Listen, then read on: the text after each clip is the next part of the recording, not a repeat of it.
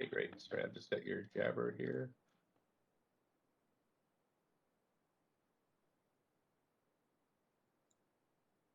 Council, just want to note the memo that was circulated for item 3, alcohol and plazas. There's been a slight change. So, okay, clerks, I think can start up. Hey, good morning. Welcome to the Vancouver City Council meeting of Tuesday, May 18th at 2021. Council, I'm just going to switch to my headphones because I've just noticed a bunch of very loud drilling right beside me here. So just give me 1 second while I change to my headphones. Be right back.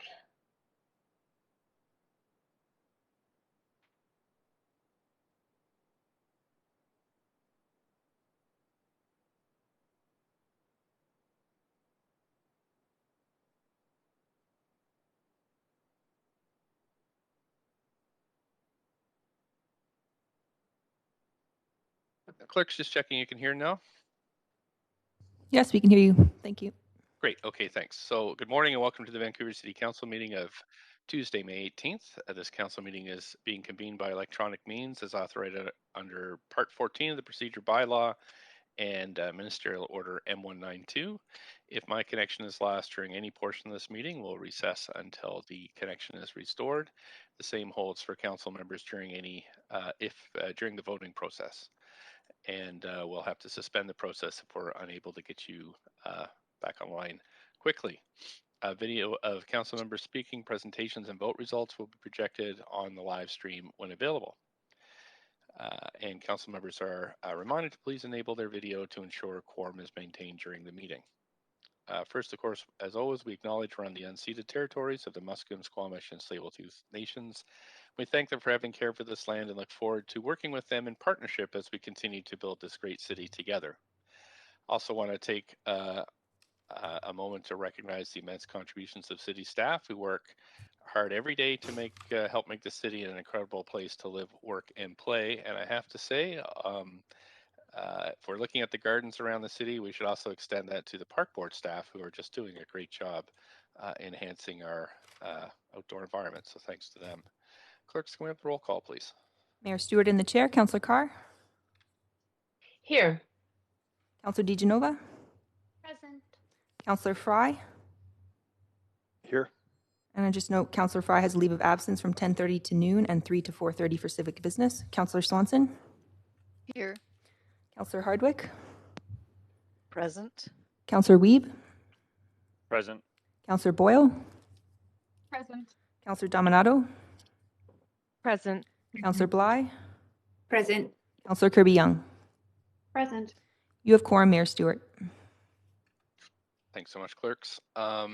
So let's see, plan for the day. First, the public is strongly urged to listen to the proceedings via the city's website or YouTube link, and to follow along on Twitter at VanCityClerk for updates on the progress of the meeting. Any comments in the agenda items can also be sent to council using the web form on the city's website, and the link to that form is available on Twitter. At VanCityClerk is the handle. Also want to note that the City of Vancouver's long-standing commitment to equity, diversity, and inclusion, including utmost respect for all genders. So I remind council that when addressing speakers and staff, we will avoid using gendered honorifics and will instead refer to the person by the first and last name, role, or title. So today we have 1 proclamation, 3 administrative items, 8 reports, 10 referral reports, 23 bylaws, 7 administrative motions, 7 members' motions, then followed by notice of council members' motions, new business, inquiries, and other matters.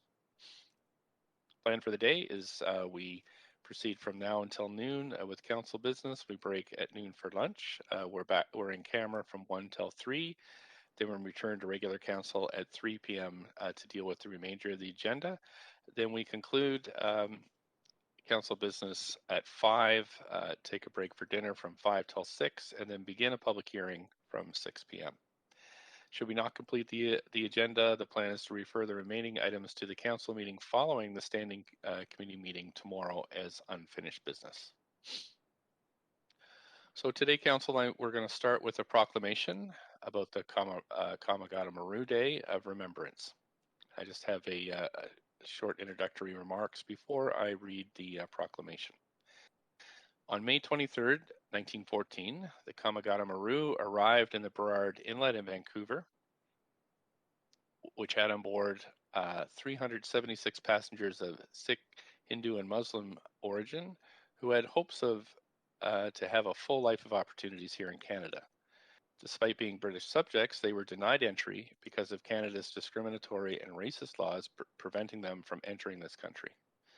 Immigration officials ordered the passengers deported because they had not come by a continuous journey from India. A discriminatory regulation designed to prevent immigration primarily from Japan and India, it was nearly impossible for them to find a direct route. On June 19, 1914, Vancouver City Council went on record stating that they were, quote, unalterably opposed to the admittance of Hindus and other Asiatic races into this country, and that, quote, these people would provide a serious menace to our civilization, both economically and socially. Regrettably, on July 23, 1914, the ship and its passengers were forcibly turned away by the Canadian Army and sent back to India, where upon their return, 19 passengers were killed and many others jailed for being political agitators. Today, as we come up to the 107th anniversary of the ship arriving in Vancouver, my council colleagues and I sincerely apologize for the City of Vancouver's role in the Kamagata Maru incident.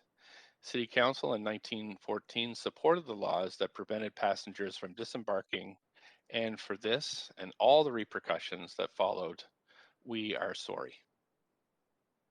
I would like to say on record the incredible amount of respect and admiration that my council colleagues and I have for all immigrants and refugees who contribute in countless ways to making this city the rich, diverse, and welcoming place that it is today. So now I'm going to read the proclamation. Kamagata Maru Day of Remembrance.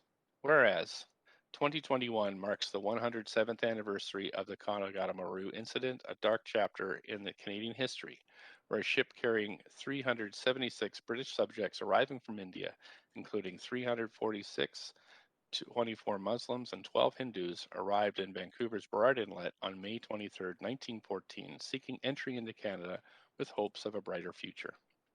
And whereas Canada's restrictive and racist laws force passengers to remain on board and live in unsafe and deteriorating conditions without access to medical aid, often going days without food and water. And whereas on June 29, 1914, Vancouver City Council expressly supported these racist and discriminatory laws by passing a resolution saying it was, quote, unalterably opposed to the admittance of Hindus and other Asiatic races into this country, and that, quote, these people would prove a serious menace to our civilization, both economically and socially, unquote, and sent a telegram to the Premier of British Columbia conveying this expression from Council. And whereas on July 29, 1914, the Kamagata Maru and his passengers were forced to leave Vancouver and sail back to India, where they were labeled as political disruptors, and 19 passengers were shot and killed by British troops. There were numerous injuries and many passengers were jailed for years. And whereas many descendants of these passengers, who were largely from Punjab, immigrated to Canada, settling in Vancouver, and persisted in the fight against discriminatory laws, including the right to work in the profession of their choosing, holding public office, and gaining their right to vote in 1947. And whereas on June 10, 2020, upon a request on behalf of the Kamagata Maru Descendant Society, Vancouver City Council unanimously resolved to apologize for its role in the 1914 Kamagata Maru incident and declare May 23rd as Kamagata Maru Remembrance Day in the City of Vancouver on an annual basis. And whereas the City of Vancouver is committed to welcoming people of all backgrounds and ending racial discrimination in all its forms, and learning from its roles in past tragedies to forge a common future for all Vancouverites, now therefore I, Kennedy Stewart, Mayor of the City of Vancouver, on behalf of this council, do hereby formally and sincerely apologize to the victims, their descendants, and all others impacted from Vancouver City Council's June 29th, 1914 resolution and the cruel effects it had on individuals and families affected by the Kamagata Maru incident, and to proclaim Sunday, May 23rd, 2021 as Kamagata Maru Day of Remembrance in the city of Vancouver. I would like to take a moment to acknowledge the hard work of the Kamagata Maru Descendants Society for their tireless advocacy, as well as historians Dr. Milan Singh and Paneet Singh, and the Kamagata Maru Planning Committee, Mr. Raj Singh Tor, Mr. Jaswinder Singh Tor, Mr. Akalwant Nadeem Parmar, Ms. Bavi Gill, and Hugh Johnson, who have helped bring us to this historic moment. I would like to thank all of them for their dedication to this work. Council, I'd just like to say on a personal note, I was in Parliament in 2011, standing beside my colleague Jasbir Sandhu, who for the first time brought forward a motion to have a national apology for the Kamagata Maru incident, which was eventually acknowledged by the Prime Minister of Canada in 2016.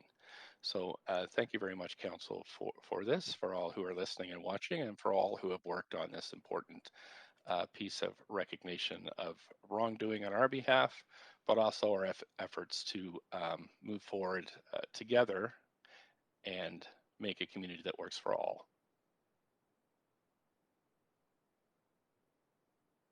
Okay, Council, so we're back to administrative work now. Council is required to meet in camera later this week. The reason and authority under the Vancouver Charter are listed in the updated agenda. Would someone like to move a motion to go in camera later this week? So Councillor Deschanova. I have a seconder. Hardwick. Thank you, Councillor Hardwick. All in favor, yay. Yay. Opposed, nay. Great, that passes.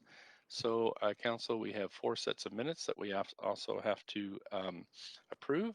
Minutes 1 are the minutes of the Special Council in-camera meeting of April 22nd. Are there any corrections? Someone like to move adoption? So moved. Councillor Carr, seconded by Councillor Hardwick. All those in favor say yay. Yay. Opposed, nay. Thanks, this motion carries.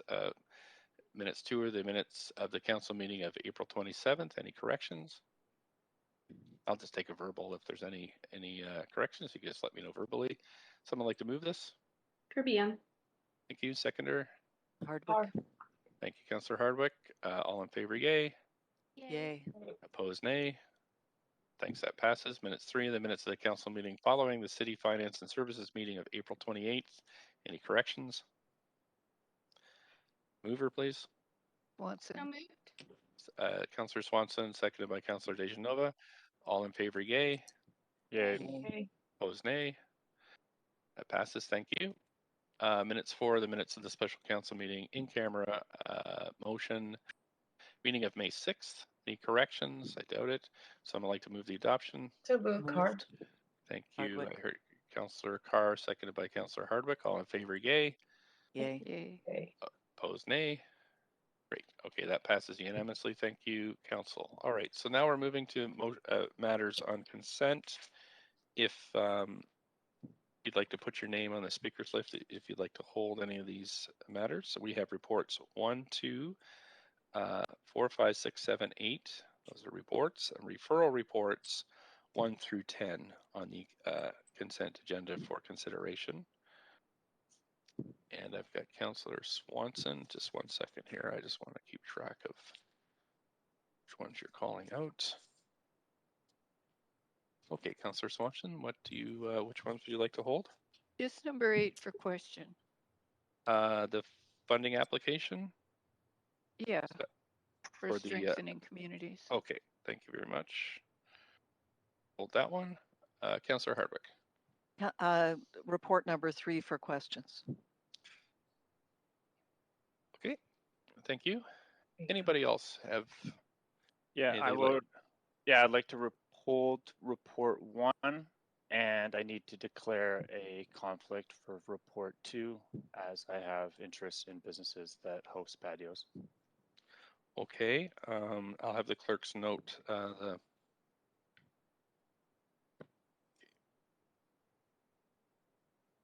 Okay, have the clerk's note the conflict on report 2.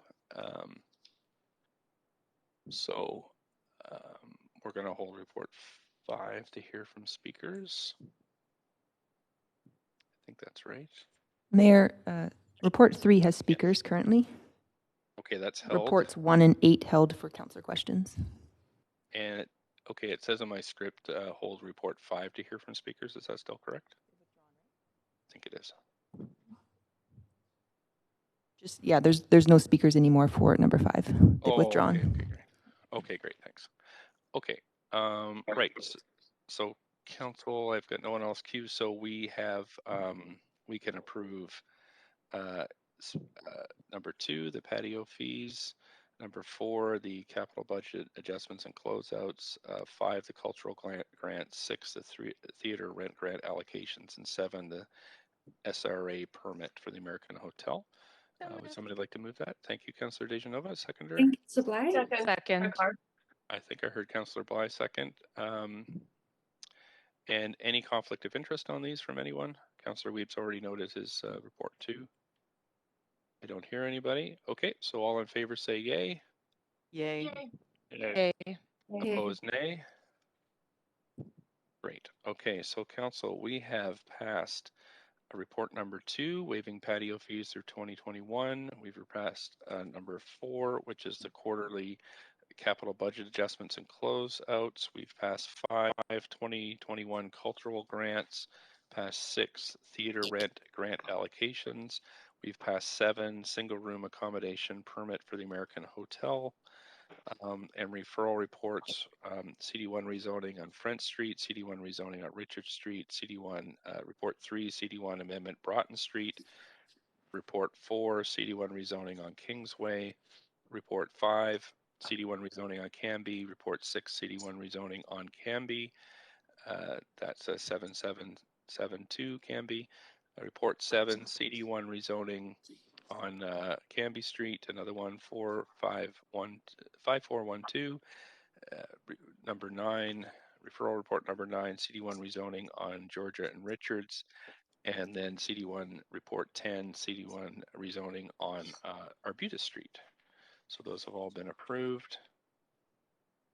I think that's it, clerks, right, for in terms of approvals? That's correct, Mayor. Okay, great. And so we're going to move now to report number 1, which is the 2021 property taxation rating bylaws and averaging resolutions. And Councillor Weeb, you've held this report. City Manager, do we have someone there to answer questions? Yes, thanks, Mayor Stewart. We do have Patrice Impey on, and Grace Chang is on the call as well. Great. Okay, Councillor Weeb, please go ahead. Up to 5. Yeah, my first question is recognizing that the one-time relief in the school tax for non-residential properties was probably one of the biggest boosts to our small business sector, as well as industry here in Vancouver. And I'm wondering what staff did to advocate to the province to try to get that one time to happen as well in 2021, recognizing the significant impact that that extra money will put towards arts and culture and small business community here in Vancouver. Staff, over to you. This is Grace Chang, Director of Long-Term Financial Strategy. Thank you for your question. Staff through GFOA got the notification from the province in April that they're not going to extend it. So I don't believe staff or any other municipalities actually actively pushed for a repeat of the tax relief provided in 2020. And Councillor Weeb, I can just add, though, that the Urban Mayors Caucus, that's 13 mayors that we meet every Friday morning, we did advocate for extension of the deadlines, as well as a repeat of what happened last year, but haven't had an answer back on that yet. Okay, would it be helpful if we put in an amendment to ask you to write the Premier to ask for the tax relief for school tax provided, the same one that happened in 2020, recognizing that this was probably one of the biggest saviors to so many businesses here in Vancouver? I don't think it would hurt, but I do think that on behalf of council and the mayors from the 13 largest municipalities in the province did already advocate for this both by letter and in person during a Zoom meeting. So we made that request quite some time ago. So I'll just leave it with you, but that's, it wouldn't be a surprise to them if we sent them a letter. Okay, I've sent in a quick amendment for the mayor on behalf of council to write the premier, recognizing that We just, from actually, you can't move that yet. You can explain it, but we're still in questions Yeah. at the moment. You'd have to move it first. okay, That's that's all my Dejanova. questions. Okay, Councillor Dejanova's question. Councillor Dejanova? Thanks very much. Perhaps I should save it for a potential amendment that may come forward later, but just a point of information. Well, I guess we are in question. So if we do not pay the school, if we did not collect the school tax, and I just don't want to get anyone's hopes up that we could be in a similar situation to last year. I mean, last year was quite unique, just in looking at delays, but and what we were able to work out with the province. That being said, just wondering if staff had any comments or if they could confirm whether or not the City of Vancouver would be responsible for any school tax that was not collected on our part for the province. So staff, do you have a question about what happens if we don't collect the school tax? This is Grace again. This will be unlawful because we are obligated to collect the additional school tax and the regular school tax on behalf of the province. Okay, thanks. Is that satisfactory, It Councillor? is. I just wanted to make sure that I understood that we would still, even if we didn't collect it, the City of Vancouver would still be lawfully responsible for it. This is correct. We will need to, we are obligated to submit even without collecting. There's a deadline in July, early July. Okay, and just another question is this explained anywhere very well? I tried to peruse our city website myself just to find this information, looking at it through the eyes of others who have asked me, and just wondered if we have an explanation of this up for individuals who perhaps don't even realize that more than 50% of the tax we collect doesn't go to the City of Vancouver. We collect it on behalf of the province. We actually, sorry. Hi, this is Grace. Yeah, please go ahead. Oh, yeah. Yes, we actually include this in our tax distribution report as well as the this particular report, and I believe we also include this in all our annual budget report. But if it is not clear, we can actually make something even more overt on our website as well. Okay. I understand that Councillor Wiebe had wanted to move something forward, so I'll put myself on the queue a little bit later after him, if unless he wants me to move the recommendations. I don't see him on the queue, but. I'm just waiting for the end of question. So I just need somebody to move. The report. So moved. Thank you. Do you have a seconder? Second, Councillor Carr. Thank you, Councillor Carr. So now we're on the main queue. Councillor Dejanova. Thanks so much. I understand that this is the situation that we're in, and really appreciate staff for answering my questions, which I hope will help to clarify things for those who are listening, or perhaps will find their way out. I understand that although it is explained in our reports, I really appreciate the offer to maybe have it outlined on the website if that's possible. Just maybe asking through you, Mayor Stewart, we wouldn't need a motion for that. I think staff had already said that they'd be able and willing to do that. Is that correct? It sounds like that was the offer. I mean, I've received many inquiries from residents who want to know what the city is doing with their entire, the taxes that they pay to the City of Vancouver, and I have to often be the one to break it to them that I mean, that includes the provincial tax that we're collecting. So the city actually often receives less than 50% of that tax that they're paying to the City of Vancouver. But for those reasons, and considering the fact that we would be on the hook and lawfully responsible, which would put our city in a position that I don't think I could safely say that I'd be upholding my fiduciary responsibilities. Although I hope that the province will look at different types of relief. And I think that that was well pointed out by Councillor Weep earlier. I will be supporting the report as it is right now. However, if there's an amendment coming forward, more than happy to consider that. So I'll leave my comments there. Thanks very much. Councillor Weep. Yeah, I've submitted an amendment. It's just asking the mayor to write a letter to the premier. If you look at page 5 of the report, the financials are shocking in the sense that we're going from 407 million to 619 million collected on school tax. That's over $200 million more that our business communities, our recreation and nonprofit communities, our farming communities need to fund. Second. And so when you look at these, it is a pretty critical element to the economic stimulus that the province gave. I think we need to thank the province for what they did last year, because I know a lot of businesses, this was the only catalyst that allowed them to be where they are today. And I think it'd be great if the province would be able to step up and do it again and recognize how much of a boost this will be for all businesses here in Vancouver. Great, thanks. It's been seconded. Anybody else like to speak to this? I don't see anybody else in the queue, so we can call a vote for this amendment. Sorry, I'm on the wrong queue. There we go. Call a vote for this amendment.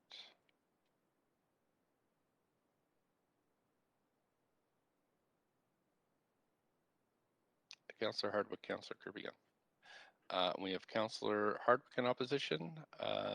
Everyone else in favor, so that's passed. Okay, Council, now that's the amendment, so we go to the main queue.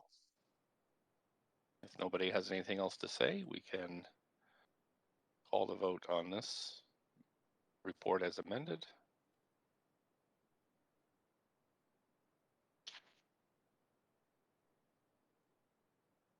Councillor Boyle and Councillor Hardwick. Mayor, again, it's too late, and I don't want to delay things, but I voted incorrectly on the last vote. Okay. But I really don't think it's a big enough deal to reverse. Okay, thanks. Thanks. And how about this one? This is the Councillor- final? This is the, yes, as amended. Councillor Dominato, we need you to vote on this one too. Great. Okay, thanks. That's passed with Councillor Hardwick and Councillor Kirby-Yung in opposition. Okay, thanks so much, Council. So that was the first report that was held. The second one is the alcohol consumption in public plazas pilot, and I have a note for the yes, staff have some opening comments on this, Council, so perhaps we can turn it over to staff and then we can move to questions. Thanks, Mayor Stewart. Margaret Wickens, our Deputy GM of Engineering, is going to provide some context. Thanks very much. Great. Thank you, Mayor and Council, for the opportunity to speak today. We're bringing forward an alcohol consumption in public plazas pilot, which is a response to Council's direction and a second phase of a pilot to enable alcohol consumption in public plazas this summer. Building on last year's initial pilot, which provided continued support to businesses and communities through the COVID-19 pandemic. It's been developed in collaboration with our plaza partners, as well as with ongoing input from Vancouver Coastal Health and the Vancouver Police Department. Today, we're bringing forward 3 sites for your consideration. And these were sites that were proposed by plaza partners, representing one site that's returning from our 2020 pilot, one additional site that's a partner from last year returning with a new site, and then one completely new partner and site. I wanted to note that our report originally included Maple and 4th Avenue for consideration, but very recently we received some additional technical information from emergency services that we need a bit of time to work through. And so we have proposed to remove that location from consideration today. And that will give us some time to work through the requirements. We may bring that location back in future, as well as additional sites that come forward for council consideration at a later date. But we are proposing to remove it from a decision today. This pilot is proposed to run from May 31st until October 11th.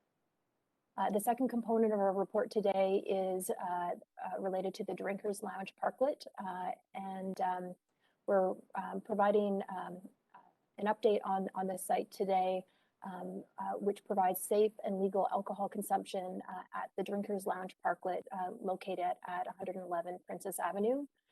And we're recommending an extension of that pilot to 7 days a week until the end of 2021. This parklet provides outdoor space for the community managed alcohol program operated by Portland Hotel Society Community Services Society. So we have a few staff that are here today to answer questions. Sandra Singh, General Manager of Arts, Culture and Community Services. Mary Claire Zach, Managing Director, Social Policy and Projects Division. Diana Herford, Senior Planner. Lisa Parker, Branch Manager of Street Activities, as well as Russ Maynard, the Director of PHS. Thank you. Thanks so much. So we have some questions from councillors, and just so councillors are aware, we do have speakers to this item as well. So we can go through the questions first, then we'll turn to the speakers, and then we'll move the report and have debate. So Councillor Dejanova, you have up to 5 minutes for questions to staff. I was actually going to move that we hold questions, Mayor, and hear from speakers. Okay, so that's a motion. Do we Second, have Councillor Dominato. Okay, let's do yays and nays. All in favor, yay. Yay. Opposed, Yay. nay. Opposed. Okay, Councillor Fry's opposed, so we'll have to go to a voting queue on this one. Clerks, we'll just trigger the vote here and vote to suspend the rule. Can I speak, Mayor? Is that permissible? Speak to. I don't think we vote. I'll have to ask the clerk for guidance here, but I don't think we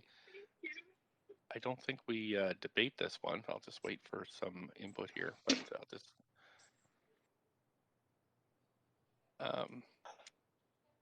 Clerks, in terms of suspending the rule, do we have?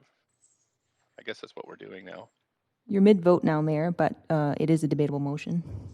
Right, sorry, my mistake. I should have called for a debate. So if I can just ask you to stop the vote, and I'll take. I'm going to move us to a different queue. I'll put you on this queue, Councillor Fry. If anybody else wants to speak to this, go ahead, Councillor Fry. Yeah, thanks, Mayor. Normally I would want to hear the speakers first. I do have to attend civic business, UBCM, on behalf of the city. So at 10:30, and I wouldn't be able to participate otherwise. And this is an issue that is quite germane to my local neighborhood and have a lot of insight onto it. So I was hoping to ask those questions. And okay, thanks.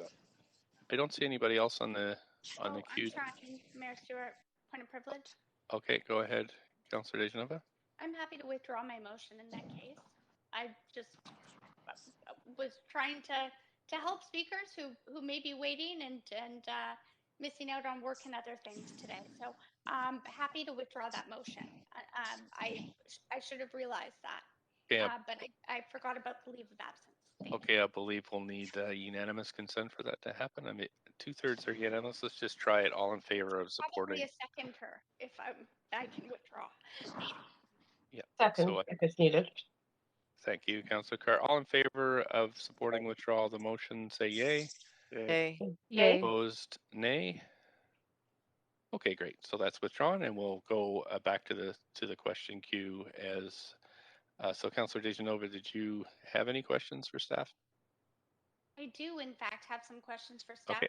One of the questions that I have for staff is more pertinent to the motion, although it involves the same subject matter, parts of the same subject matter. A motion that I had actually brought forward in 2019 prior to the motion that was brought forward by Councillor Fry and Councillor Weed that sort of looked to explore drinking in public spaces, and it was regarding celebrating Italian culture and looking at opportunities for a piazza and having sort of a piazza type experience. And it specifically directed council directed staff to work with the Italian community to explore the creation of an age-friendly piazza pilot space in Vancouver that included local artisans, restaurants, proprietors, and vendors that would allow for community-led events in a designated outdoor space that would include the responsible enjoyment of beer, wine, and aperitivos along with food, and if possible, to be implemented before the end of June 2020. And then I won't read through the rest of the clause, but that staff were going to come back and report back to us on that. So I'm just wondering when I can expect that report, as I understand it's not in this report that the public would have seen and read, if that's moving forward separately from this. Thank you for the question, Councillor DeGenova. This is Margaret Witkins again.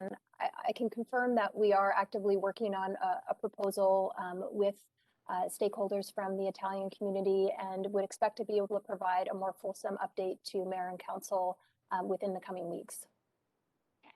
So perhaps on the next council agenda? Or we could also address through a memo or some other channel. But yes, we are working to ensure we get an update to you soon. Thank you. Oh, okay, thanks very much. Also, just wondered if, in considering some of the different, sorry, just looking at all of my questions here, I've got to pick the one I want the most, considering my time here.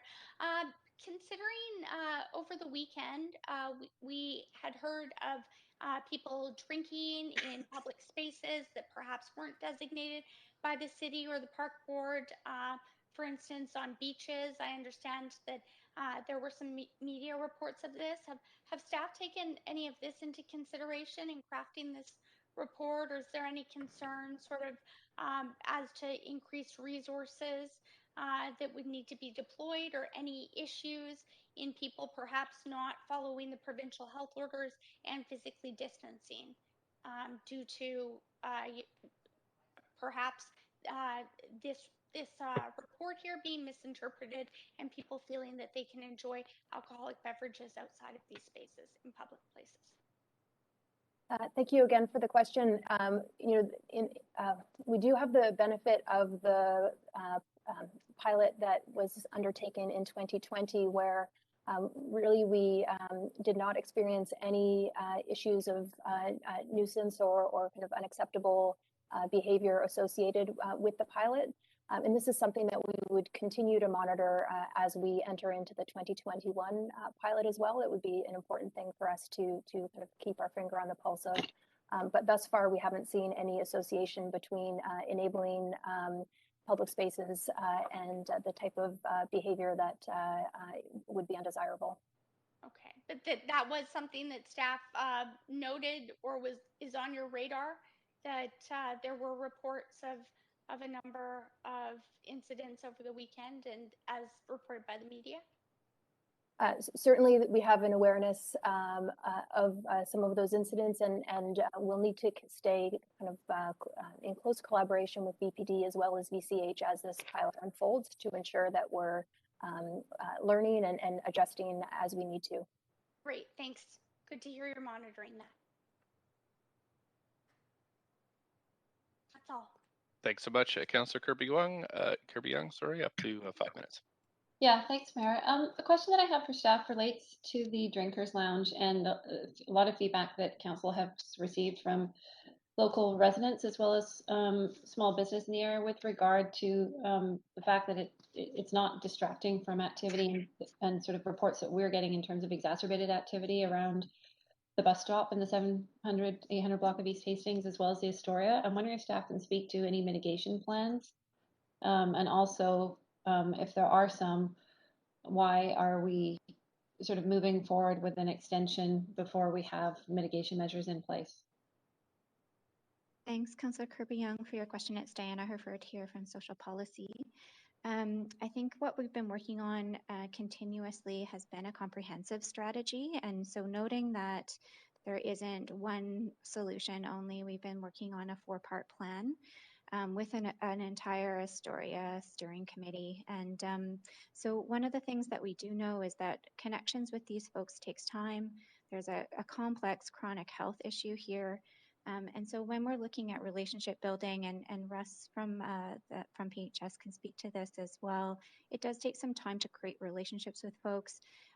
to expand some of the capacity and services needed at the Drinkers Lounge, to provide connections and other ways of engaging in that community that PHS has been really actively working on. The other thing is, if I have a short period of time, can I guide you the crux of the question is that are there any specific additional plans or measures? Like, can you speak explicitly to any measures that are intended to be taken to mitigate some of the issues? And for example, there's been a suggestion from some to work with TransLink to remove the bus stop bench, or are there other specific tangible actions? there's 4 parts.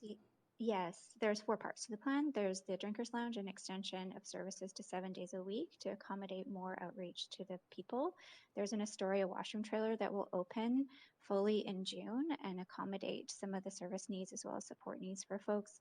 There's mitigation measures being planned for McLean Park and Oppenheimer Park. And there's a discussion then once there are safe spaces to go to talk about the bus stops. Okay, can you expand on the bus stop? Is there an option to take out the bus stop seat or bench? Has there been any dialogue around evaluating if that makes sense or not? Yes, and I might need to hand it over to my engineering colleagues because that is a transportation question, but we are focusing on safe space for people to go that's an alternative. Thank you, Diana. Lisa Parker, Branch Manager of State Activities. Engineering and social policy are working closely together on this. And as those safe places to go are established, we then can work with TransLink on adjusting if that includes removal of the furniture and or the shelter at the bus stop. We'll action that out quickly as we do have locations safely identified for folks to move to. Okay, that's helpful. Another question. I know the report indicates that there's 20 new visits to the Drinkers Lounge. Can you comment on whether or not that's considered a success metric relative to how many people are continuing to sort of use the space on the street or around the store outside the Drinkers Lounge? I know that this is not, it's not a small undertaking in terms of staffing, support, and investment, and so it just doesn't seem like a lot of visits since it opened in March. Can you comment around the metrics? Diana Herford, again from Social Policy. The metrics, I mean, in terms of making connection, that's a significant indicator of success for us. This is an extremely hard population to make connections and to establish trust with, as we know from our partners. And so this metric is very important as an indicator for what's to come as we create more space and connection across to other programs. So maybe I can ask more directly. Does it seem low to you? Do we have a target? It seems very high to us in terms of that connectivity. Again, as we see the full programs unrolling in June, we'll start to see some movement as we anticipate, but it is, and again, Russ is here from PHS to kind of talk about that more specifically.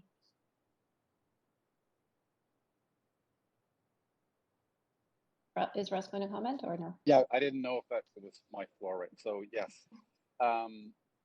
Yeah, that's a significant number. I mean, I can tell everyone here on council that is not a straightforward thing to provide or programming to folks that are dependent on alcohol. Lisa would tell you the same. Anybody who works with a population that uses that substance will tell you that. So 20 is a lot of people. I would hope in my naivety that the parklet is not only connected to the issue at the Astoria, that it's also about connecting with people that we weren't previously able to, that by and large are doing something that's encouraged and legal in society. It just becomes illegal in certain physical spaces, sidewalks, parks, things like that. So we're creating a legal opportunity that's also attached to housing, clinical services, and a way to intermediate with the police if there was something that went south. And Thanks it so all much. works very well. Thank you. Councillor Fry, up to 5. Thanks, Mayor. And Councillor Kirby-Yung covered a lot of my questions in general around the Astoria and the Drinkers Lounge. I have a few in follow-up though. Just walking through can you walk me through the Astoria washroom trailer program, and is there anticipating any kind of adjacency space for folks to drink, or is this to service folks who are drinking at the bus stop? Thanks for your question, Councillor Fry. It's Diana Herford. I think one of the most exciting things in working with this collaboration of partners has been the opportunity for the Astoria Washroom Trailer to really work together with PHS. The new operator will be Wish, and they're working to create both a daytime program and an evening program. And the daytime program is really about kind of working with PHS to get folks to a new breakfast program that will be at the Drinkers Lounge and a new lunch program, as well as just support space for people to be off of Hastings. So it's in partnership with the Downtown Eastside Neighborhood House Community Garden. It will provide another space and place for people to be and to access support services, other cultural programming, etc. So this will be within the parking lot / community garden kind of area? That's right. The entrance is off the alley on the north side of the site adjacent to the Astoria Hotel. That's great. Really is great, actually, because I think that's kind of a necessary intervention, and I think that could make a difference. I note that the recommendation is to extend the hours to 7 days a week from 9:30 a.m. to 4:30 p.m. But the current hours of operation for the Astoria are 7 a.m. to 11 p.m. Does it make sense to better align these hours of operation, perhaps even working with the province to curtail the hours of operation of the Astoria to better match what you're recommending here? Russ can speak to the operation hours of how they've designed the Drinkers Lounge, but I will say that we've been working with Wish and PHS to design an operations program for those gap hours so that the washroom trailer program opens at 7 when the liquor store opens, that folks are connecting in with people early on, outreaches on the washroom trailer site, and then walking people over to the breakfast program. Those are some of the initiatives we're working on in terms of that partnership. Russ, did you want to speak to the hours starting at 9:30 for Drinkers Lounge? Yeah, the hours best reflect the members of the Drinkers Lounge historically, and that can also be strongly influenced by just the hours that we have the funding to hire staff to be there and to run a program responsibly. It would be possible to open much earlier. I mean, I think a more fruitful path would be to change the hours of the Astoria, given that we're seeing, I think, optimistically, COVID becoming much more under control and that kind of thing. You guys are the experts on that. We could look at different hours, but it would be a whole nother conversation about funding the staffing for that. Totally makes sense. So I guess then 2 remaining questions for me are, have we communicated, we of the city communicated to the province about curtailing the hours and asking the province to maybe not have the hours, especially opening at 7 o'clock? And have we done exit strategy or exit interviews of folks leaving the Astoria so anecdotally, there's drinkers in McLean Park at 7:15 in the morning. Do we know where folks are purchasing Astoria liquor and going to from then? Have we done any of that kind of work? Thank you for that question, Councillor Fry. One of the things that we were following up on was some of our correspondence through our partners in DBL to the province on the liquor store hours, and also some of the implications, health implications for folks who do require an access to alcohol, and if they aren't able to kind of have a source of alcohol that isn't, a beverage alcohol, what would the implication be in terms of non-beverage alcohol and harms there? So we are doing a bit of work there now with our partners to explore that option and also to follow up on some of the correspondences to the province on the liquor store hours from the Astoria. Do we know where folks are going? Russ, do you want to answer that question? Oh, apologies, I think we've lost Russ for a little bit. We will have to follow up on that. No, we haven't We're lost just at 5 minutes, but a quick answer. What was the question quickly? Sorry, I'm trying to multitask. It was just, but do we have exit interviews where we know where folks are going? No, I mean, the program, Council Fry, has been going on for well over a decade. The people that work it have been with it for a long time and really know the members very, very well. If there were any issues you wanted me to try and clarify, Diana, I can work with Diana if you had a list of questions or these you wanted to better understand. I think I'm well out of time. Thanks, Russ. I'll follow up though. Thank you. Thanks very much. Councillor Dominato, up to 5. Thanks, Mayor. I'll maybe pick up where Councillor Fry left off because I had similar questions, and it's particularly around so the hours the Astoria is operating under is I believe is under provincial jurisdiction because the province extended hours during COVID. So I'm just curious as to, I heard some conversations are taking place with the province, but I'm curious as to the level of those conversations, and do we need to formally communicate and move a motion today to have the city write to Minister Farnsworth about the concerns with respect to the hours, because I believe that the Astoria applied for that under the provincial provisions. So I'm trying to get to the granularity of what kind of conversations are we having with the Liquor Cannabis Regulation Branch.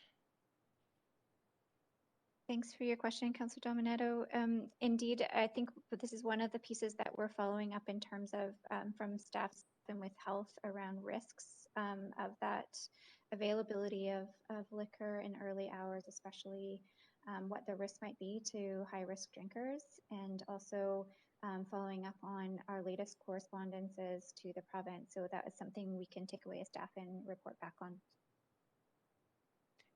And I guess the question I have as well related to that is that the Astoria holds a business license to the city, and is there any, and I think I've asked this question previously through various emails to staff about if there's over-serving, whether the city has any remedies. And it's coming from the perspective of recognizing there's a balance around harm reduction, but also concerns from neighbors around public safety as well. So if they're over-serving, is there some provisions within our business licensing framework to say you can't be doing that? So Councillor Paul Moker here. I can speak to that. So we do rely on LCRB to enforce their guidelines around service of alcohol. I think it becomes quite problematic when you have two agencies trying to enforce the same rules. So we have conveyed to LCRB concerns regarding the operating practices of the Astoria. We do not get details on their enforcement activity, so we're not sure. We can't speak to what action they might be taking against this operator. But as has been indicated, we certainly have conveyed that to LCRB on a number of occasions. I know DVL staff have been connected with them. So that's kind of the current status of our engagement on that particular issue. Okay, that's helpful. I appreciate that delineation. I think the rest of the councillors covered some of my other questions. Thank you. Thank you. Councillor Boyle. Thanks. I appreciate all of those questions. I'm going to pivot to asking questions about the rest of the program. And I'm interested to hear, I was surprised to see that the number of sites was roughly remaining the same as last year. And I'm interested to know if there was conversation about expanding the program and if there are barriers to doing so. Are those in staffing or resources, or those in the number of BIAs interested? What's the reason that the program this year, as the second year of a pilot, is about the same size as the first year of the pilot? Thank you, Councillor Boyle. It's Lisa Parker, Branch Manager of Street Activities. So we did run a similar process to last year, where we did put out an expression of interest to potential partners. Unlike last year, where we focused on BIA partners, we did this year open it up to any of our pop-up plazas and the partners for that. I would say really the constraints are a few-fold, and they're important to note during a pandemic. Is one, our partners, the capacity, they're probably running at their absolute max. And probably the biggest constraint is around washrooms. for us to have alcohol consumption, we did note that we needed to have access to washrooms, and that could either be provided by an existing washroom or the city could partner and have a portable washroom there. But for the portable washrooms, we did need those to be locked up at night so that they didn't create other safety issues. So both the access to a washroom, especially with current health restrictions and people not being able to go into existing washrooms, and really a feeling of some of the aesthetics of having a portable washroom, as well as the constraints for managing that daily need, was I would say, the overarching issue. And we could see some changes in the future as we do move out of health restrictions. Okay, great. Just really appreciate knowing all of that. That was my only question. Thanks so much, Lisa. Thank you, Councillor Carr. Up to 5.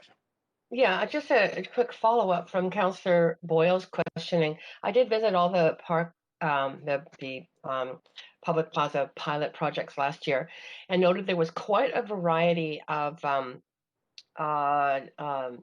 numbers of people that were using some of them. Did you analyze where the greatest use was? Like which of the plazas actually got a lot of people more, like during more of the time? Thank you for that. We did do monitoring of the locations. We did see that Shuklanook Square, which is not proposed this year, 800 Robson would be the alternative. Cambion 17th and Robson Butte Plaza. We did note very, I would say, successful level of use of that, less amount of use of lot 19, and that would probably be why DVBA is not bringing forward that location. And we did note in that monitoring, we saw very respectful behaviors, and most of the drinking was at night, but not always. And we actually did note through the monitoring, there was actually a decent amount of time, I would say about a third of the time, where there was no drinking in the plaza at all, where it was functioning as a regular plaza. Yeah. I really noticed the Cambion 17th one had probably the best portable washroom I've ever seen. And a lot of small businesses around it that really seem to, I think, benefit from patronage to their businesses, and then the use of the parklets. That also the way you've designed or added new ones in this program?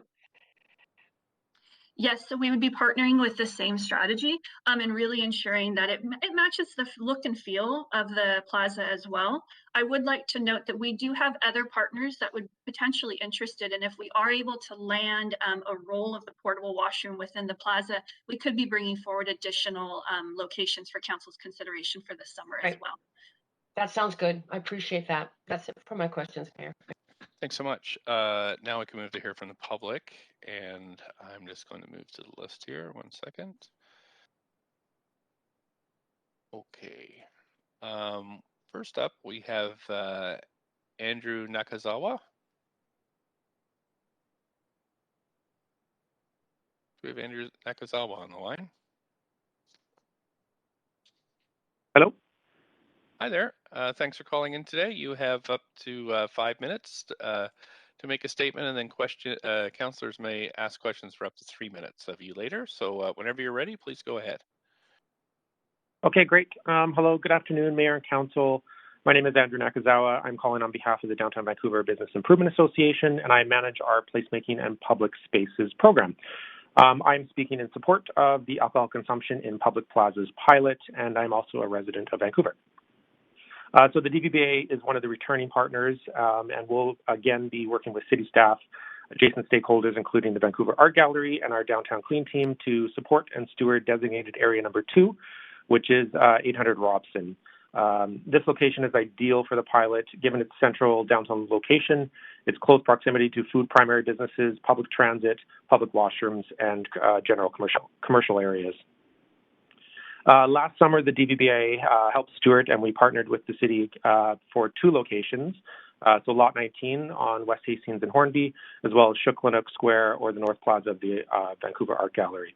At those 2 locations, we did daily monitoring to help mitigate concerns, as well as observe how many people were using it, when were people drinking using the pilot, how many individuals versus groups, as well as keeping an eye on the level of cleanliness or litter left behind.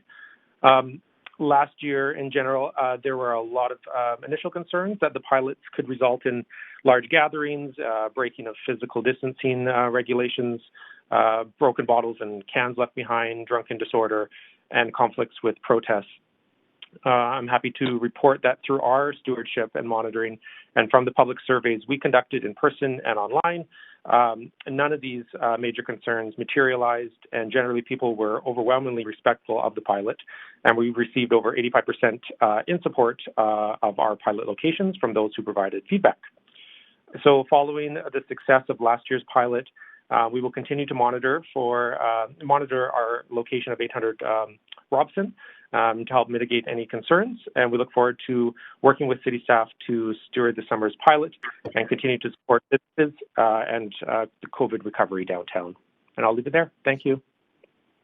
Thank you so much. I just check and see if we have any questions. Councillor Carr, up to 3 minutes. Yeah, thanks.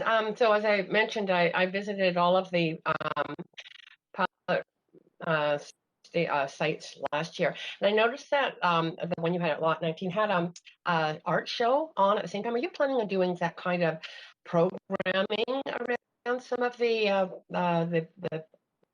sites this year? Yes, it'll be much similar to last summer. It'll be very passive in the programming, the activations that we will be planning. So that's stuff that my team is working on right now to figure out what kind of passive activations we can do to help support and sort of align with the pilot when it's out there. So yes. Yeah, it was a great art show. So thanks very much. Happy to hear that. Thanks. Councillor Weeb, up to 3. Councillor Weeb? Yeah, thanks for coming today and talking about that. I'm just wondering, were there other locations that DVBIA looked at, recognizing that this council's looked at really pushing this program across the city? I'm just wondering what other locations could be a possibility moving forward. We did. We were hoping to bring back the existing locations we had last year, but there was some constraints with Lot 19 having construction activity and some maintenance happening there that conflict with it that would make it quite challenging, as well as Shuklin Square or the North Plaza of the Art Gallery. It wouldn't be manageable this year given the return of filming and other activations happening there. That's why our public picnic tables weren't able to come back to that square, unfortunately. But so just given the circumstances and some of the constraints, we chose 800 Robson. We still think it's a great location and the ideal one for downtown, but we did look at our past locations from last year. Did you also look at doing ones that popped up kind of like Friday night in this area, like smaller temporary ones that could kind of ensure that people are checking out different areas of your neighborhood, recognizing that there's little pockets that could be really creative and unique that could kind of move around as an option? We didn't look at ones to move around or like short-term ones. I know we considered our pop-up plaza at Alberni and Butte, but that one's going to have a shorter window due to the construction on Butte Street with the water main construction. So we did look at a couple other locations, but mainly we focused on doing 800 Robson. Okay, thanks a lot. Appreciate your input. Thanks so much. I don't see any other speakers or questions for you. So thanks to the speaker for calling in today. Council, I've just been made aware that speakers 2 and 3 are not on the line, but I'll just double check. Clerks, is there anybody else on the line to speak to this item? That's correct. There are no further speakers, Mayor. Okay, great. Thanks so much. So if I could have somebody move this motion, and then we'll move into debate. Councillor Kirby-Yung. Second, Councillor Carr. Moved by Councillor Kirby-Yung, seconded by Councillor Carr. Moving over to the main queue. I know there's people on the question queue, but I'm moving to the main queue now. Mayor, can you pop me back on? I'm having trouble with my... I can do. There we go. Councillor Weeb, I've got you first, followed by Councillor Kirby-Yung. Go ahead, Councillor Weeb. Yeah, mine's a point of information through to staff. Okay. Yeah, I'm just wondering, looking at the locations on a map, what's been looked at in South Vancouver and other parts of the city that don't have as many opportunities for these type of spaces? And that's something we're looking at in the future. Okay, over to staff. Whoever's most appropriate. Thank you, Lisa Parker. Since this is a request-based initiative for right now as a part of the pandemic pilot, we really have been limited based on where the requests are coming from. I think that the lack of distribution across the city is an important subject that staff can really lean into and put more resourcing into exploring that as we do move out of the pandemic and start to build towards a potential longer term opportunities. So you see in the future an ability for the city to help support that capacity building in other neighborhoods to ensure that there's kind of an equitable distribution of these in the future? That would be a goal of a longer term policy development. As we learn through this, the pilot, we're learning some of the behaviors and I would say the spatial adjacencies, and then we could start to broaden that for the city to be more proactive with potential roles and locations across the city. Thank you, appreciate that. That's all. Thank you. Councillor Kirby-Yung. Yeah, thank you, Mayor. I have an amendment that I've sent in to the clerk. Okay. Just get the clerks to perhaps pull that up on screen.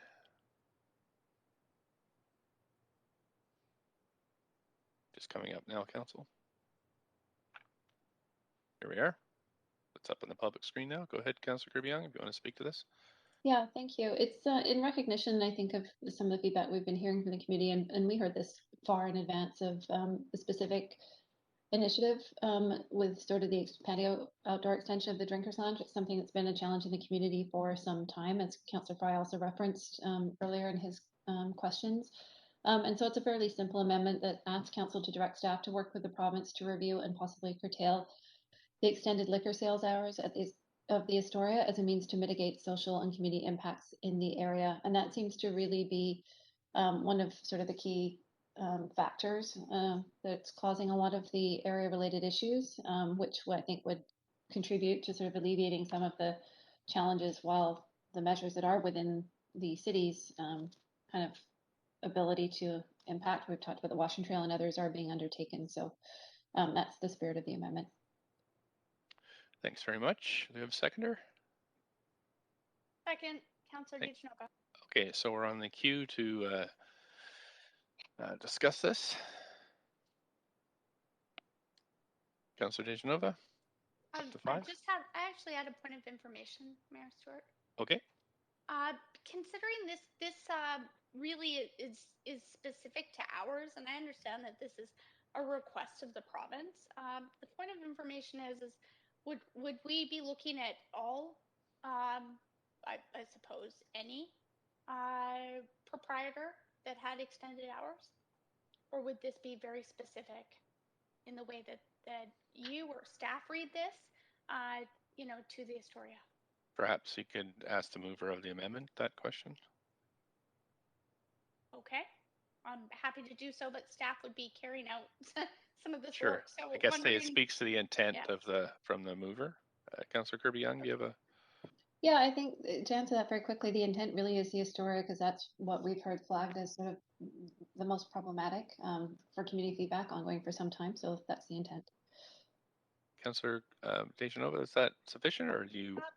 I'd just like to know if staff would interpret that as it's just considering their close relationship and working with the province as to whether or not we would be in a situation where this would have to be something that we would perhaps consider for all, I suppose, licensed proprietors that had extended hours, liquor sales, or if this would just be something that staff would feel that the province would consider specifically to the Astoria.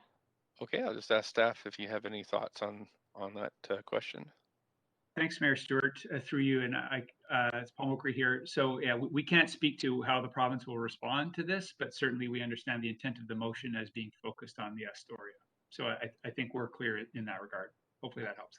All right, and just also wondered if there are any other venues, or sorry, any other proprietors that have extended hours service or sales like this, and have they had the same number of complaints or concerns associated with them as we see with the Astoria? I don't, through the mayor, I don't have specifics. My understanding is there are many liquor retailers that are now utilizing the extended hours that the province has offered. We have not received, to my knowledge, but again, we can go back and confirm the type of complaints that we are seeing that council is hearing around the Astoria. The particular issues in relation to the Astoria are quite unique. Yes. Thanks very much. I will cautiously support this. I just wouldn't want it to seem that there was just one specific project that we were perhaps singling out. But that being said, I think that there has been over a period of time some efforts made by our staff, and we've definitely heard from the public that this is a concern. So for those reasons, I'll be supporting this amendment. Thanks very much. Councillor Weed, up to 5 minutes. Yeah, I'll be speaking in opposition. I think it was great to hear staff talking about the programs in place and other organizations that are working to deal with the programs, but in a dignified way. I think that we should not be preventing one area of the city because we don't think they can handle their ability to purchase alcohol compared to other areas of the city. I don't think it's fair on an equity lens to put one area against another. I think there's people in this neighborhood who get off work at 10 o'clock and should have the ability to go purchase if that is to what they would like to do. And I think that that isn't our role as the city. I think our role should be to work with the health authorities to figure out how to curtail and support the people that are needing treatment or support in this neighborhood. I think that should be our means. I don't think that this is the way we should attack this issue. I think it's a health issue, and I think this is not the right approach. And so I will be voting in opposition. Thanks so much. I don't see anybody else on the queue, so we can call a vote on this amendment.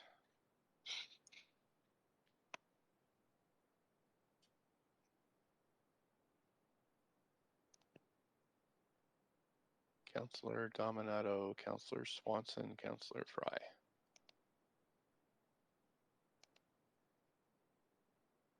Mayor, I'll take a vote assist in favor, please. Thanks very much. Clerks, please record that. Councillor Swanson. Vote assist in favor. Vote assist in favor. Okay, and we need Councillor, I think Councillor Fry is absent. So we can mark him as absent due to civic business. Thanks very much. Okay, Council, that passes with Councillor Carr and Weeb in opposition. Okay, Council, that's the amendment. We're back to the main queue. Councillor Kirby-Yung, did you have anything else? No, can I, just in speaking to the main motion, if I can Yes, do please that do. now? Yep, as amended, yep.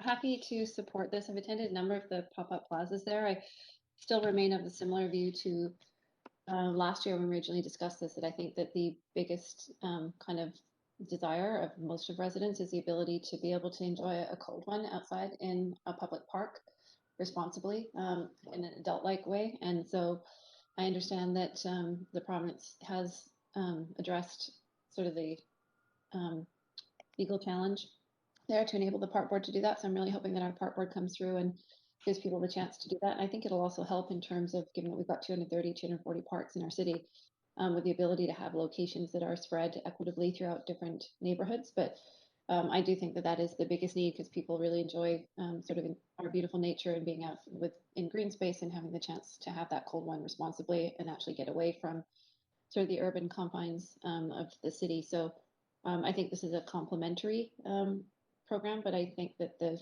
sort of the bigger impact is really going to come from hopefully the park board delivering that this summer. I know that a lot of the other municipalities have done it, and I'd love to see Vancouver be able to have it this summer and not have to miss another one. So those are my comments. Thanks. Thank you. Councillor Carr, up to 5 minutes. Yes, Mayor, I wonder if I could just first ask a point of information through you to staff. On reflection, remember some of the conversations with people who were managing these public plazas around the issue of being able to erect canopies or umbrellas or some kind of shielding from the rain or even from the sun, and that being difficult to do. I wonder if staff could comment on that, if there's been a request around that, if there's an ability to facilitate that or ensure that that could happen where the manager of the space desired. Thank you, Lisa Parker. So we are working with the partners for each of the plazas, and not specific to only the alcohol consumption pop-up plazas, but any of our pop-up plazas across the city. We are offering umbrellas as a part of the seating. So we have been rolling those out based on the request. As far as for larger scale opportunities of coverage, as far as a larger tent or anything like that, we haven't received explicit requests for that, but if something did come in, we would try to find a solution with them for the protection through the winter or through the summer. Great. Thanks. That's good news. Good news. So I'm speaking very much in support of this program.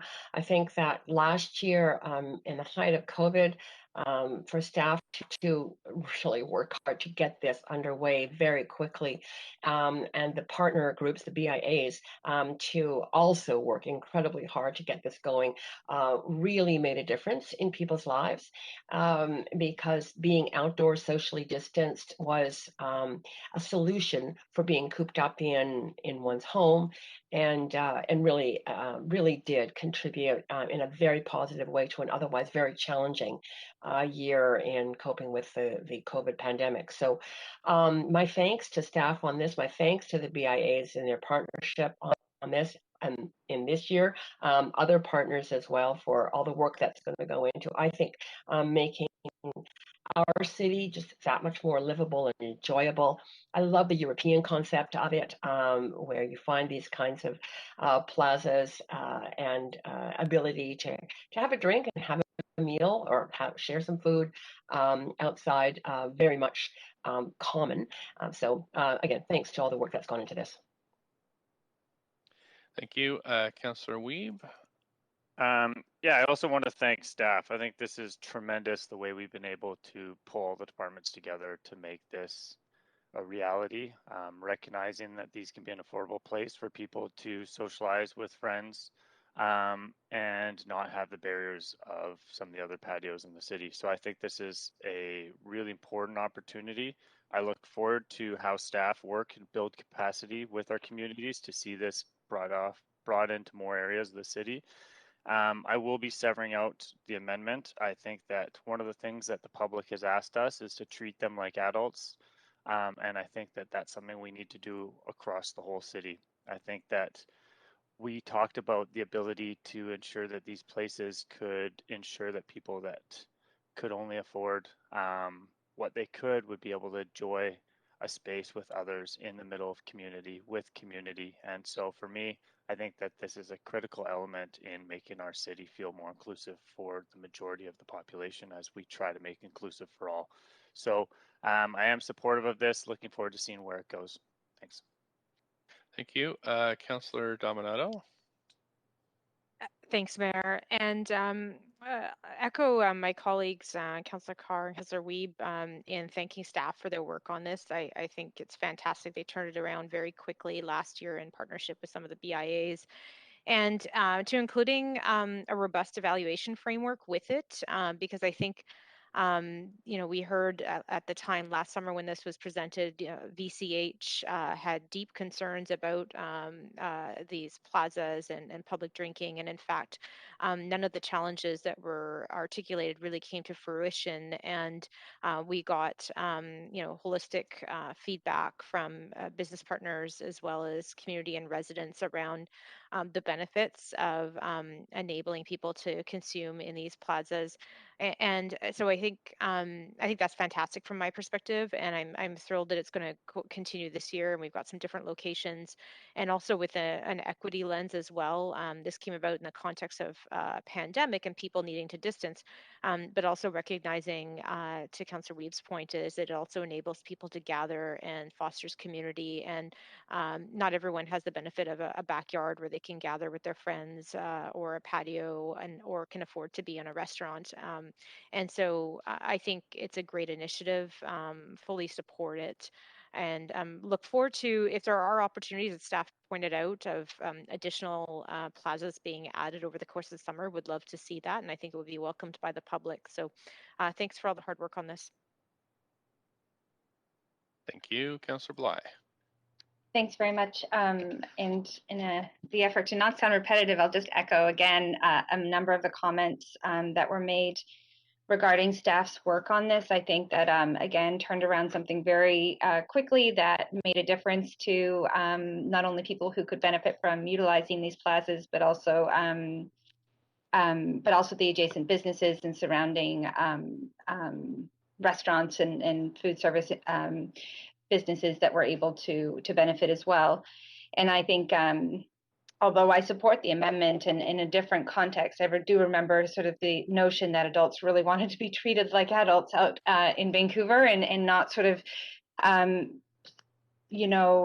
all of our directions and decisions made to sort of manage those that may not act accordingly. And I think, not surprising to me, have supported this the whole way through, is that we didn't have the issues that were potentially cautioned around through Vancouver Coastal Health and then the VPD and the like. So while I agree public parks is really the place and beaches that would really benefit from this type of program, it's not within our jurisdiction. And I commend council for taking action that is within our jurisdiction to make that difference last year, and then to continue on this year has immense value. So I think it's worth making these comments because the program was and has been overwhelmingly successful, and I'm really happy to see that we're moving over to the south, or the west side, I should say, of the art gallery. I think that's going to be a really great adjustment to the program, and just want to thank staff for their work and the BIAs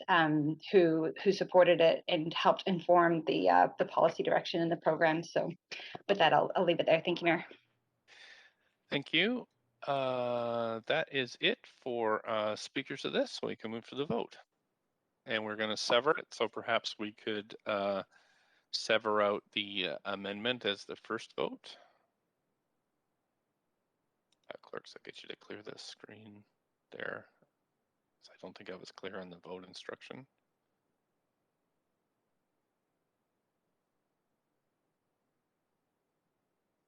Oh, I know people are. Can we get it up on the screen? Yeah, actually, we're having people voting right now, and we probably shouldn't until we. Mayor, I've got a point of order, my privilege. We need to change the name of the vote, recognizing that it's problematic for myself to have that as the title that we're voting on for when people take a picture of it on screen. Well, I don't think we can, because that's the title of the Just actual a point of privilege. report. Actually, Mayor Stewart? Yes. Perhaps it's a point of procedure. It currently said, or it did say R2, waiving patio fees. I just wanted to note to Councillor Weems. It's just been changed. Thank you. Okay, so the clerks have adjusted. They So have. just to be clear where we are, we're clerks, I just one second, council. I do see that a few people have voted, I think, but we need to clear that so we can make sure we know what we're voting on, which is the first, is the amendment that was made that Councillor Wiebe requested to split out, to sever, and then to have that on screen.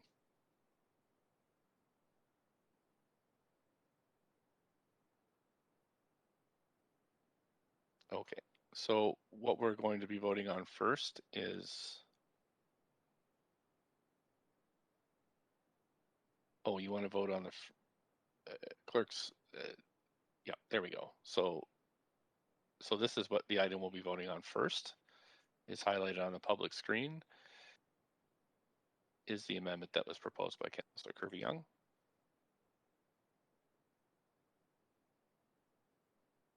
And clerks, can we reset the voting queue?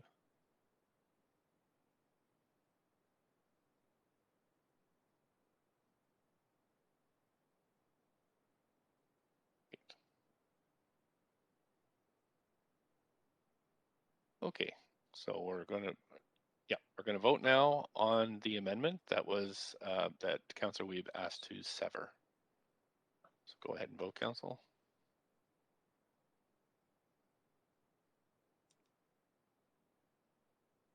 Councillor Wiebe, we need you to vote on this one. Okay, thanks, Council. That has passed. The severing has passed. So that will stay in the motion with Councillor Wiebe and Carr in opposition. And now we're going to move to vote on the remainder of the report.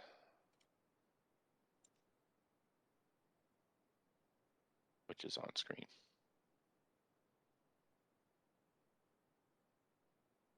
Okay, thanks very much, Council. That's passed unanimously.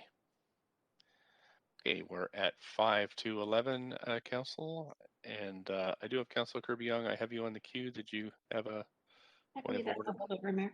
Okay, great, thanks. Let's clear that.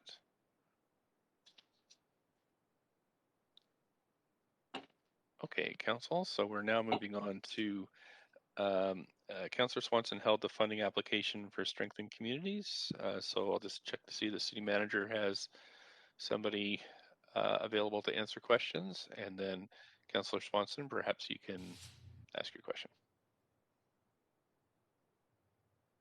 Yeah, so this is a report asking for 20 million from the province to offset the costs of supporting people experiencing homelessness. And the report says that these include costs for temporary shelters, warming centers, peer support, homeless outreach, street cleaning, et cetera, I just wondered if we could get, at some point, get those costs itemized. And do they really add up to 20 million? Do they add up to more than 20 million?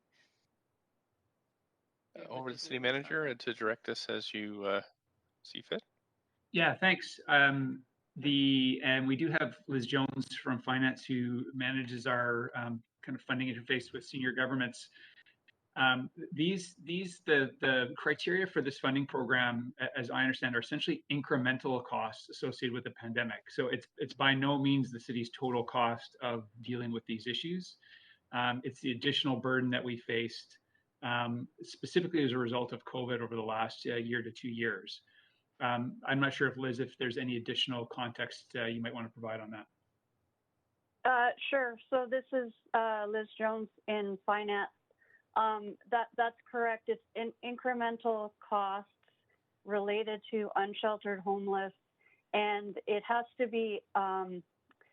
They have to have been incurred from September 17th, 2020. Up until the end or till the end of June of 2022. That's the time frame. So we had to look at incremental costs that we had incurred that are in this current year budget and that we expect till the end of June in next year's budget. So and I have sorry, go ahead. There is an itemized list of this? Correct. I can send to Paul, who can send it a spreadsheet that we submitted with the application. Okay, thank you. So it just seems to me that if this is just extra costs incurred because of COVID, it would be neat to know what the costs are that aren't extra. What are the basic costs? It would make a huge argument for ending homelessness, it seems like. Just a thought. That's it for me. Okay, thanks very much. Councillor Dejanova, up to 5 minutes. Thanks very much. I was just hoping that staff might be able to tell us. I understand that this funding is extraordinary in the sense that it is specific to pandemic, but what might we see in other years spending on these same type of services as outlined? What have we spent in the past? I'm not sure if Colin Knight or Sarah Kapoor from FP&A are on the line. I don't believe so. Sorry. Yeah, so I think there's that question. I know Councillor Swanson has posed this in the past around the cost of homelessness, and there is work that staff are doing on that.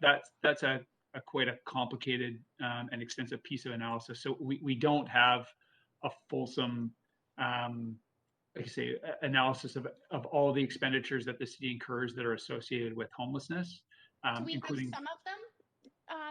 Sorry. Yep, we certainly do. So I think that's information we could follow up on. I think in terms of Do identifying. they usually add up to 20 million? Oh, far more than that. Yeah. I assumed. I was Yeah. just looking for a rough number to say to make sure that because this is a public session, that there's not going to be leftover money here. That's correct, right? That this means that there was costs above and beyond what we usually spend as a city due to the pandemic. Is that correct? That's what I was getting at. Sorry. Yeah, that's absolutely right, City Councillor. And these, as Liz has indicated, these are all itemized costs. So we're essentially claiming reimbursement for specific costs that we've incurred and have itemized to the province. Thanks very much. Also, just a follow-up question to that, and wondering if at all, had we not received, this extra opportunity for $20 million of funding, would we have seen that tacked on to or incorporated in the recommendations to staff for upcoming property taxes for the next year when council approves those? And if not, can we expect that because of this funding that will help to relieve that burden, that in fact taxes may be lower? Thanks, Councillor. So yeah, this we have not received. Just to confirm, we have submitted an application for funding. We've not received any of this funding to date. So our that's 2020. what I meant by opportunity. Yeah. If we do receive this funding, that's what I meant. Yeah, well, as you'll know, Councillor, we're balancing the 2021 operating, or council, I should say. We're balancing the 2021 operating budget based on a significant draw from our revenue stabilization reserve. This funding, if we receive it, would offset that impact on our reserve. So these costs are budgeted. It's money that we are spending and have to spend. There's no option here. These are services that we need to provide. So what this funding again would do would be to limit the extent to which we're relying on our reserve to balance the budget for this year. Not questioning whether or not it's necessary, but thank you for that. Also just wondering, I mean, and just for the record, staff is recommending, and what we would do as a council is we would be looking to replenish those reserves that we have had to use to offset some of the unexpected costs due to pandemic. Is that correct? So in the long run, we would be replenishing the reserve. That's correct. This funding, if we receive it, will offset costs, and as a result, council would be required to draw less of the reserve for this year. Okay, thank you very much. Just wanted to make sure I had those answers. Thank you. Councillor Dominato. Thanks, Mayor. And could staff just repeat the time frame that this funding might be applicable to? Sure. It's September 17th, 2020. And that beginning date is because that's when the province announced their safe restart or their restart overall large program. So September 17th, 2020, up until roughly June 30th, 2022. It's they said a year from when the funding is approved, and we expect the funding to be to receive a decision on the funding, hopefully approved by around sometime in June. Okay, great.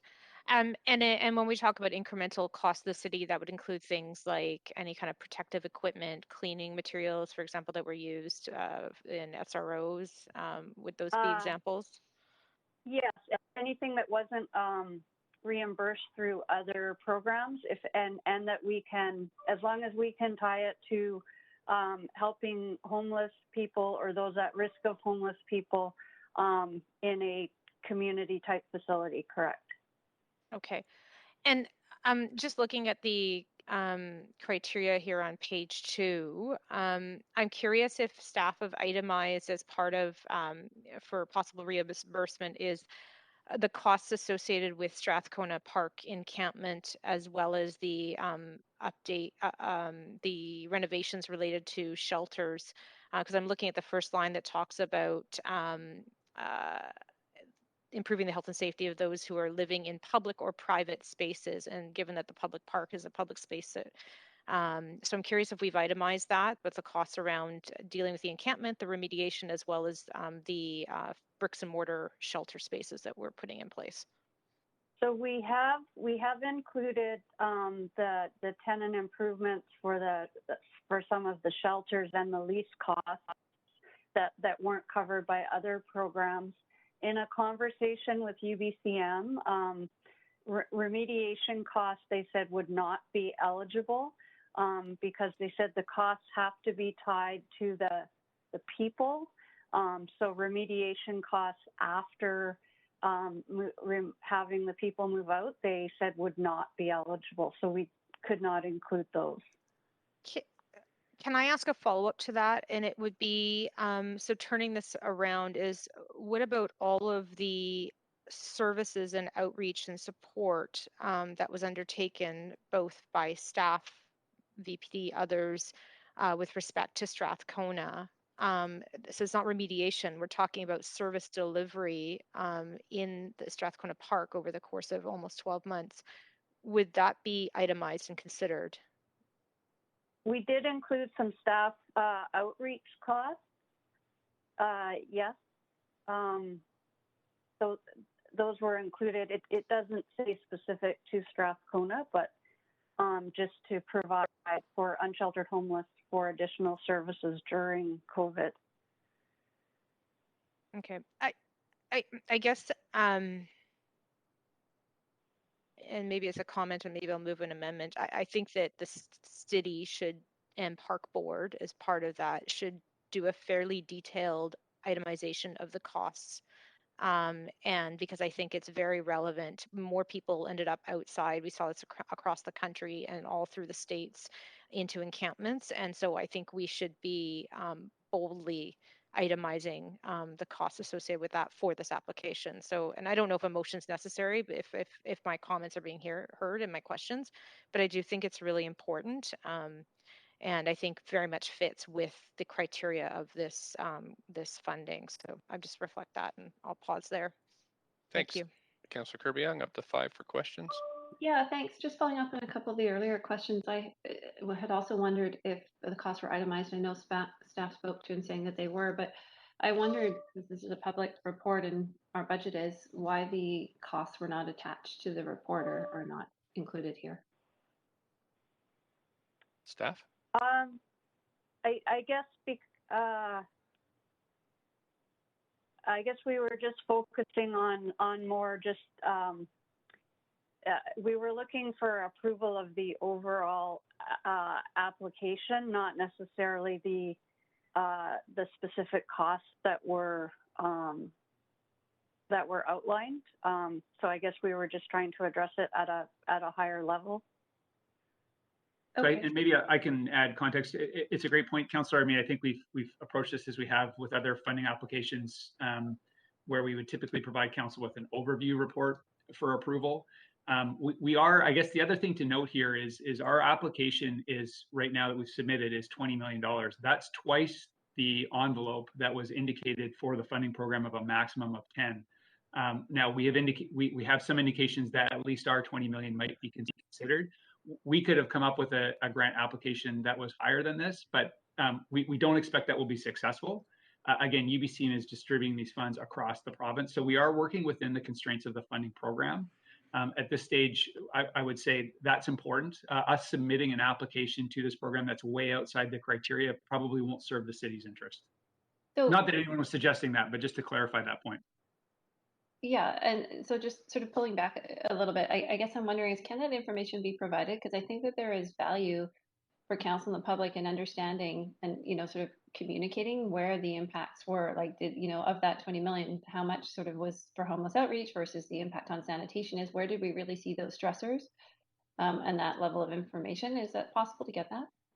Absolutely. Yeah, we're happy to share it, and we can make it public. Again, what I would say though is that this isn't necessarily a reflection of our full costs associated with the impact of the pandemic. We're working with a funding program, so these are costs that fit the criteria of the program. So we just need to be clear on what the information actually reflects, and also that these are incremental costs. So, but yeah, we're certainly happy to provide the information, Councillor, and make it public. Yeah, I understood, and I understand the context of it, but to your point that they are incremental costs, I do think it's helpful to sort of demonstrate the additional burden and sort of stressors that were placed on the city, both on our residents and then in terms of the city to respond. So that would be helpful. Thank you. Thanks. I just have a question for staff and perhaps just a clarification. Is that my understanding is that it's the federal government who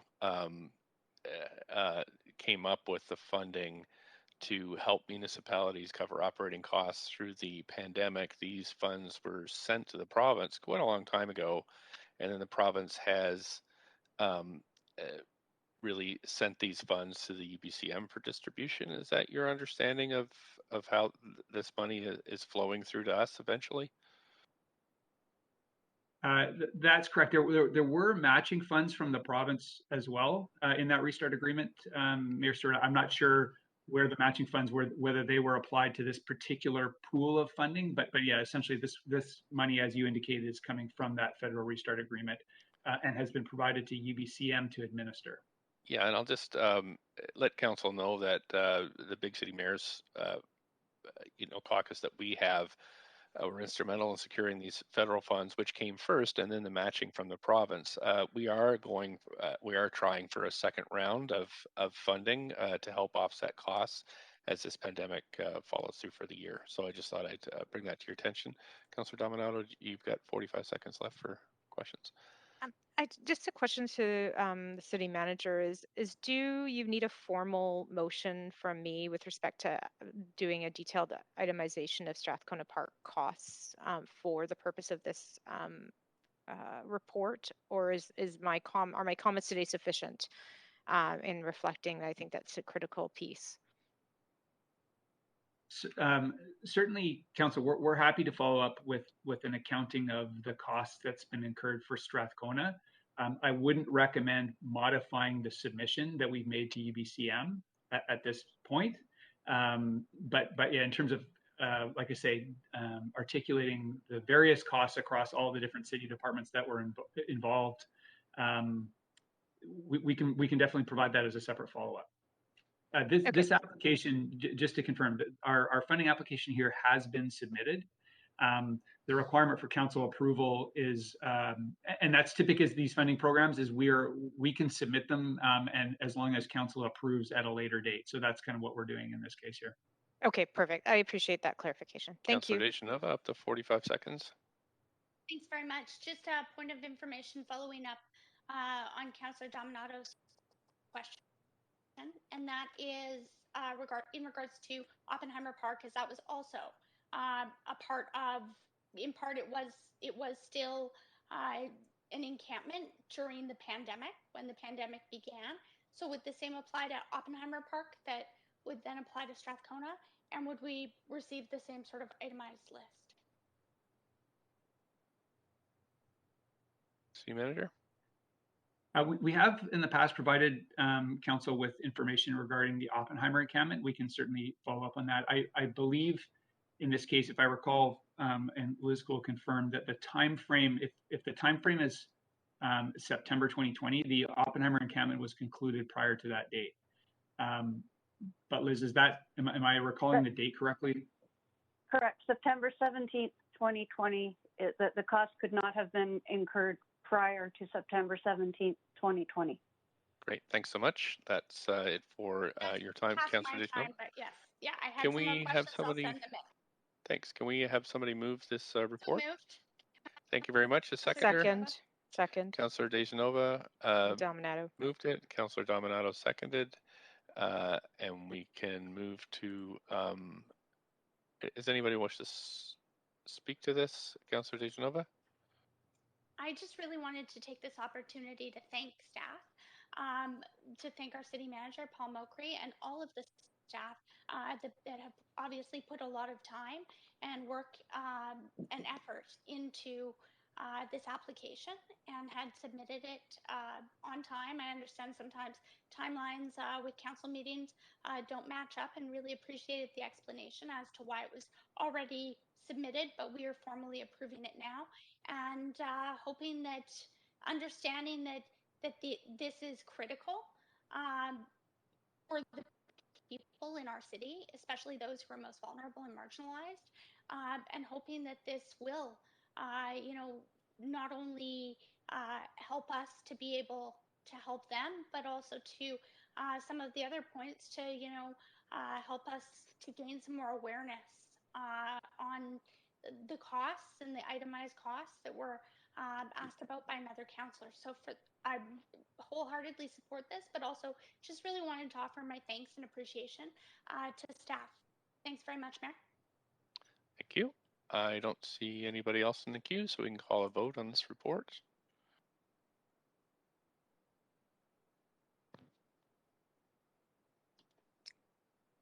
Great, that passes unanimously. Thank you so much, Council. Okay, so next we're moving to bylaws.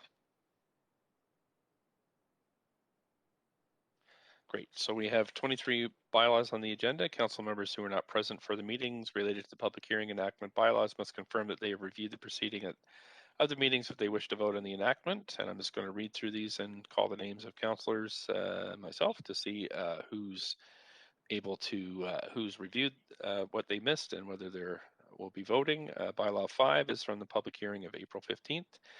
Councillor Bly and I were absent for the public hearing. Councillor Point Bly, of have you information, reviewed? Council, Mayor, Yes, go ahead. did we miss the referral reports? Those were all agreed upon on consent. Okay, I missed that. Sorry. Okay, sure. So Councillor Bly, have you reviewed the proceedings and will you be voting on the enactment? I have and I will. Yeah, me as well. Bylaw 6 is from the public hearing of July 18th. All councillors were present except Councillors Carr and Dejanova. Councillor Carr, have you reviewed and will you be voting? I have not and I will not. And Councillor Dejanova. Mayor, I think it's the other way around. Oh, okay. Carr was there, so she doesn't I'm need sorry, to. I messed this up. Yeah, I got you. Thank you, Councillor I Reeb. didn't read anything extra this time around, so I Right, forgot that yes, it was so before. you have been there. You're all good, Councillor Dejanova and Councillor Carr. This is July 18th, 2018. I'm sorry. So I'm going to read through the rest of council. Councillor Bly, have you reviewed and will you be voting? I have and I will. Councillor Boyle. I have and I will. Councillor Dominato. I have not. Okay, Councillor Fry is not here. Councillor Hardwick. I have not and will not. Okay, Councillor Kirby-Young. I have and I will. Councillor Swanson. Nope. Councillor Wiebe. I have and I will. Me as well. I have and I will. Bylaw 8 is from the public hearing of June 26, 2018.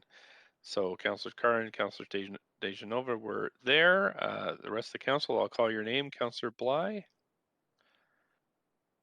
I have and I will. Councillor Boyle. I have and I will. Councillor Dominato. I have not.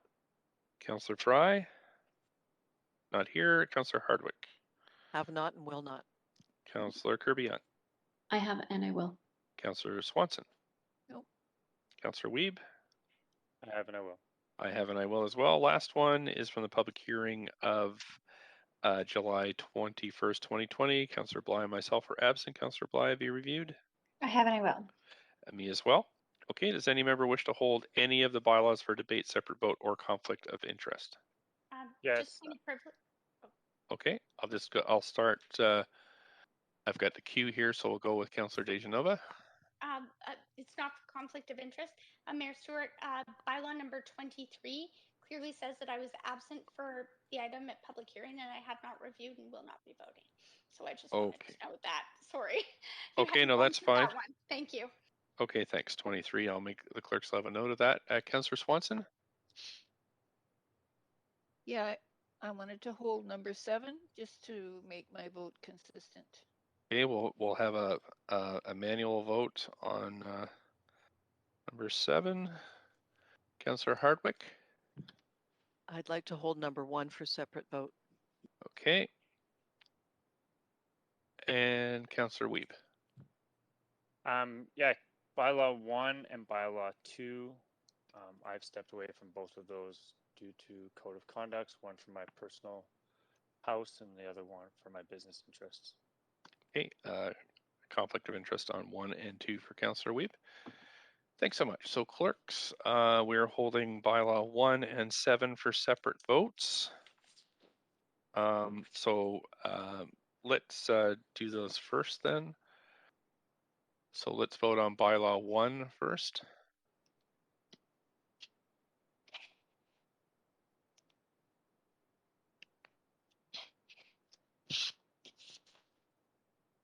Okay, so that has passed with none in opposition.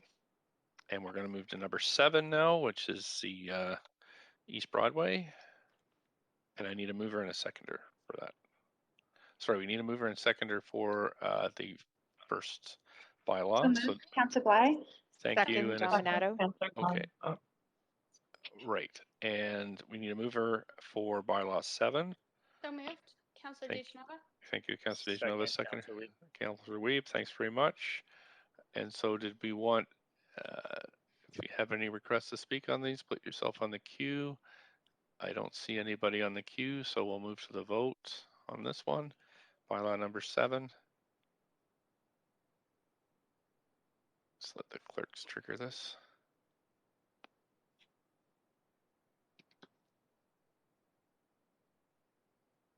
Clerks, we're just waiting for the voting queue. And the question is, did I read opposed for number 1? And there wasn't. There was an abstention, which did not count in opposition. And a code of conduct. Right. Conflict of interest. And an absentee from Councillor Fry. Great. Okay, so now we're on bylaw 7 for the votes.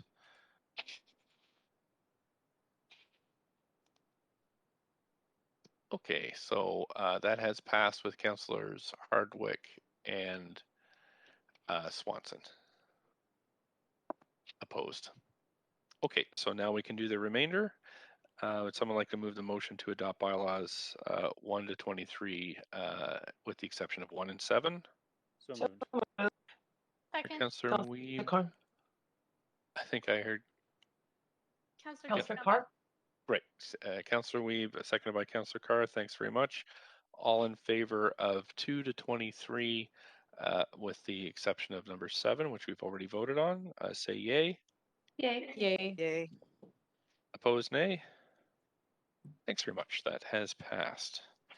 Okay, Council, so we're moving on to administrative motions. There are 7 of these to get through, so I will do my best to move us through quickly. But so the first administrative motion is strata title and cooperative conversion guidelines. I'll first ask if anybody wants to declare a conflict of interest. I don't hear anybody, so I will. Is there any questions to staff? I don't see anybody on the queue. Would someone like to move the motion, please? Councillor Kirby. Second, Bly. Councillor Kirby-Young, seconded by Bly. We're on the main queue now. Any discussion? Just put yourself on the queue. I don't see any, so all in favor say yay. Yay. Yay. Yay. Opposed say nay. So that's passed unanimously. Thanks very much. This second administrative motion is form of development on 1990 Stainsbury Avenue. Anybody wish to declare conflict of interest? I don't hear anyone. Put yourself on the queue if you want questions to staff. I don't see anybody, so can we have someone move the motion? So moved. So moved. Councillor Bly. Councillor Bly, seconded by Councillor Carr. Any discussion? Put yourself on the main queue. I don't see anybody there, so I'll call the vote. All in favor, say yay. Yay. Yay. Yay. Opposed, nay. Thanks very much. That's passed unanimously. We are on administrative motion number 3, tax levies for provincial schools. Conflict of interest, anyone? If you have a question to staff, please put yourself on the queue. I don't see any questions to staff. So I have a mover for this. So Councillor moved. Bly. Councillor Bly, I think I heard a seconder. Councillor Carr. Councillor Carr, I've heard a seconder. Any debate, put yourself on the queue. I don't see anybody there to debate this.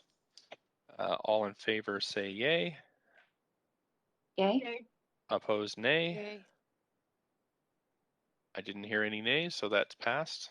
Thank you so much. The next are the 2021 tax levies for the Transit Authority.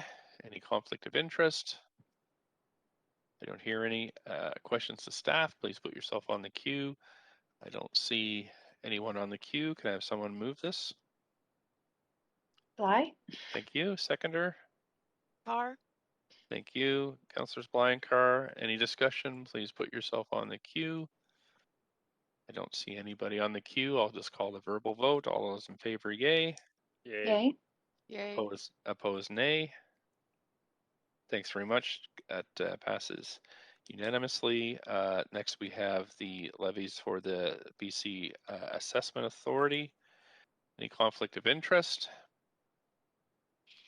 None. Questions? Put yourself on the queue. Don't see anybody on the queue. I can have a mover for this. Thank you, Councillor Dejanova. Seconder. Carr. Thank you, Councillor Carr. Any discussion?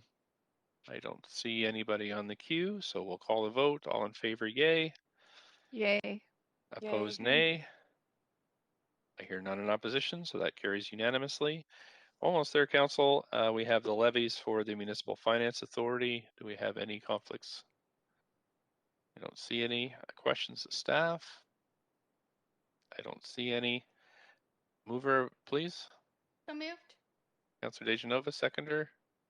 Carr. Councillor Bly. Councillor Carr, I heard. Any debate? Put yourself on the queue. I don't see anybody, so I'll call the vote. All those in favor, yay. Yay. Yay. Opposed, nay. Yay. I don't hear any nays, so that has passed unanimously. Last one, Council. This is form of development on Oak Street. Any conflicts of interest? Don't hear any questions to So staff. I don't see anybody on the queue. Now I need a mover. Thank you, Councillor Dejanova. Do we have a seconder? Boyle. Thank you, Councillor Boyle. Any discussion? Please put yourself on the queue. I don't see anybody in the queue, so I'll call the vote. All those in favor, yay. Yay. Yay. Yay. Opposed, nay. Thanks very much. That has passed unanimously. Okay, Council, we are on to Council members' motions. The first one is a leave for absence for Councillor Kirby Young for civic business on May 19th. Is there a mover? So moved. Thanks very much. Seconder? Second. Anyone? Thank you, Councillor Carr. Carr. All in favor, yay. Yay. Yay. Opposed, nay. Okay, thanks. That has passed. Thank you very much. We are on to motion 2, reducing barriers and deepen affordability for nonprofit co-op and social housing in every neighborhood. We have Councillor Boyle. You have up to 2 minutes to introduce this, and then up to 1 minute for councillors to ask questions. Go ahead, Councillor Boyle, up to 2 minutes. Mayor, I've got to declare a conflict of interest. Okay. Prior On to this, discuss. Yeah, on this one. So in conversations with city legal as well as my own personal legal, and due to the fact that it is again dealing with RM4, which I'm a property owner of, okay. and that it's going to significantly increase my property value as well as increase the susceptibility to a wind up, I've been told that I should be stepping away due to abundance of caution. Thanks very much. So Councillor Wiebe has recused himself from this. Councillor Boyle, you have up to 2 minutes whenever you're ready. Thanks, Mayor. This motion is about exactly what it says, making it easier and faster to build the kind of housing that more people in Vancouver can afford. As Council remembers, when we voted a few weeks ago to allow up to 6 stories of non-profit, co-op and social housing in RM3 and RM4 zones, we heard from many community housing providers and housing advocates that it was a good step, but it wasn't nearly ambitious enough relative to the scale of the housing crisis that we face.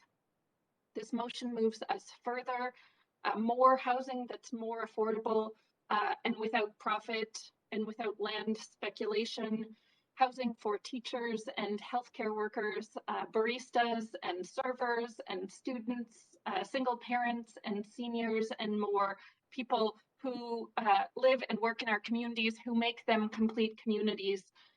This is a tangible move that we can make squarely within our local government jurisdiction that will help more of these folks stay in Vancouver, close to their jobs and family, and that will make a positive difference in real people's lives.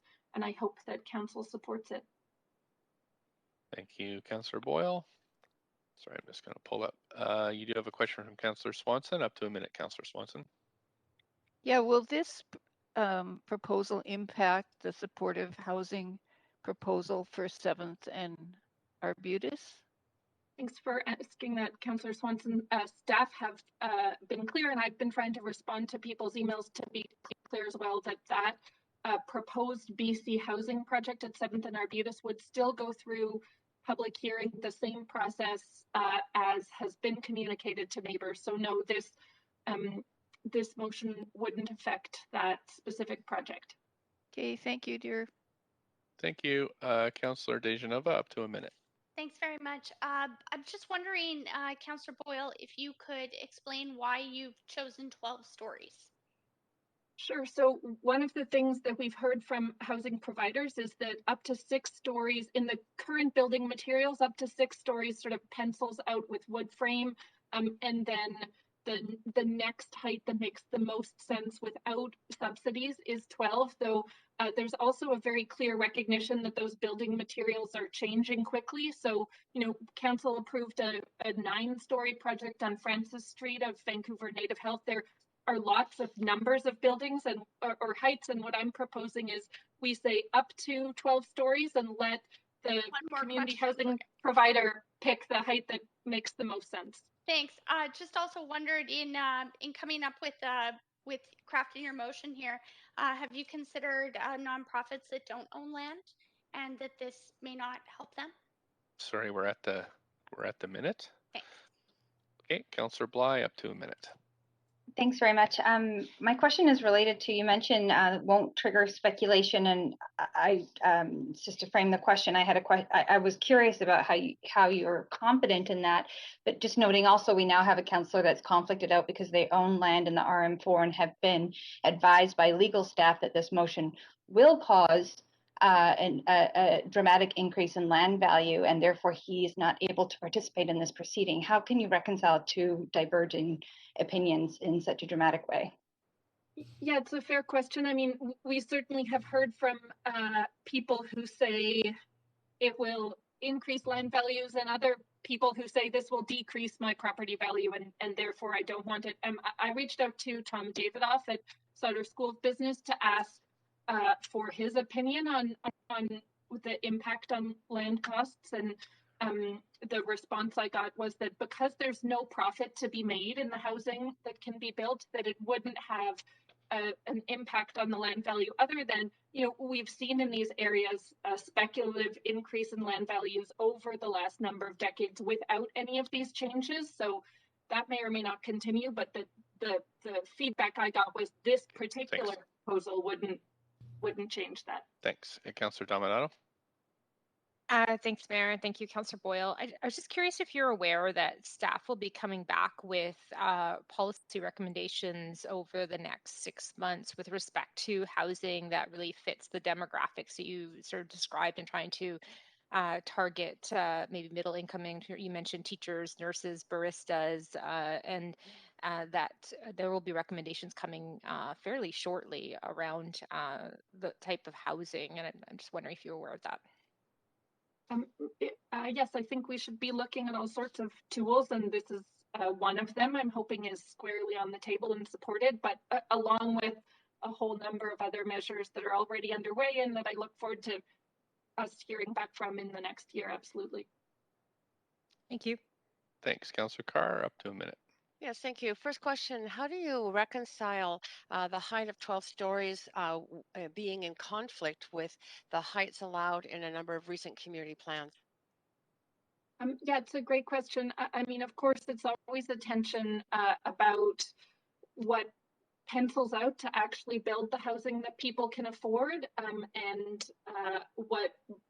what existing plans say and when those plans are from. I think that's for us to figure out. We are wrestling with an enormous housing crisis and people leaving all the time and businesses having trouble finding locals to work in them, all of those pressures. So those are the tensions for us to navigate. Just another question. What do you say to people who, in response to this, say, what's the point of getting involved with the Vancouver plan if you rezone everything? Yeah, I think that's a tension I feel too. I mean, I want us to do work while planning. That's been the commitment all along, and one of the reasons I've been comfortable supporting the plan. And I hope we can continue to do that in this way. Thanks. Councillor Fry, up to a minute. Yeah, thanks. I'm looking through your motion and I see that it's inconsistent with the actual city definition of social housing, which actually the city definition of social housing requires it's owned by a not profit, but not necessarily a not-for-profit housing society, and that the minimum of the 30 incomes are at or below the housing income limits, which are obviously a market snapshot, not income based or based on income. Have you considered that this may be misleading? Sorry, I'd have to have you pointed out the definition that I was working on is the city definition, both that the housing be operated as on a not-for-profit basis and that a minimum of 30% of the units be rented below hills. And what we heard from housing providers when it came to public hearing was really their commitment, their mission, but also their CRA obligation to cross-subsidize with any additional revenue on market rent. Thanks so much. Councillor Kirby-Yung, up to a minute. Yeah, thanks. If we're going to do sort of such pervasive large rezoning initiatives outside of the Vancouver plan, would you support just canceling the Vancouver plan at this point? I have a lot of questions about whether the Vancouver plan is proceeding as we had hoped, and whether it's a worthwhile undertaking. I think that's a big separate conversation, but obviously it's a bit related and it's one we're all wrestling with. And would you say that these things are conflictual if we make really large scale changes outside of a plan where we're actually trying to build engagement around how we build density in our neighborhoods in the city? I don't think so, because what I've heard since the beginning is that the Vancouver plan we would have action while planning, but I do think it's an important question for us to be asking and wrestling with. Okay, and why not just seek to deepen affordability? Why settle for the 30% definition? Why not push forward and look for the other policy work coming forward? Well, again, I think it's both. Of course, I want it to be more affordable, and when there isn't subsidies, it has to cross-subsidize to pencil out. Thanks. Councillor Hardwick, up to a minute. We just council just approved the bylaw to amend the zoning and development bylaw regarding amendments to the RM3A and RM4 district schedules for social housing. This motion just came through at the last council meeting. There has been insufficient time for staff to observe any changes relative to this now enforced bylaw. Are you not concerned that there should be some time spent by staff evaluating this before forging forth? My preference would have been to make this amendment up to 12 stories at that public hearing, but the advice of staff was that that wasn't the appropriate time, that the appropriate process was to approve if we wanted at public hearing and bring an additional motion forward, because that was too big a change of public hearing. But no, I don't think that we need to wait to move this forward. And in fact, I think it would be clearer and easier if they were closer together. Thanks so much. That's it for questions on this motion. So we need a seconder. Swanson, second. Okay, actually, I think I heard Councillor Dejanova first, Councillor Swanson, so seconded by Councillor Dejanova. We've heard requests to speak to this motion, so if council would like to hear speakers, we need to refer the motion to the standing committee. I'll move to refer it to tomorrow. Thank you, Councillor Boyle. We have a thank you, Councillor Dejanova. All in favor say yay. Yay. Opposed say nay. Thanks very much. That has passed, and we'll be talking about this tomorrow. Motion number 3 is Saving Lives with a World Trade Organization trips waiver. And Councillor Swanson, you have up to 2 minutes to introduce this. Please go ahead. Yeah, as is my habit, this is an advocacy motion, so it's work for the mayor, not so much for the staff. Staff have no concerns with it. The motion is about saving lives from COVID, saving lives in countries that don't have access to vaccines and medicines, and saving lives in rich countries like Canada, because if we can stop the virus worldwide, we can stop the variants that spread here. It's kind of a technical motion.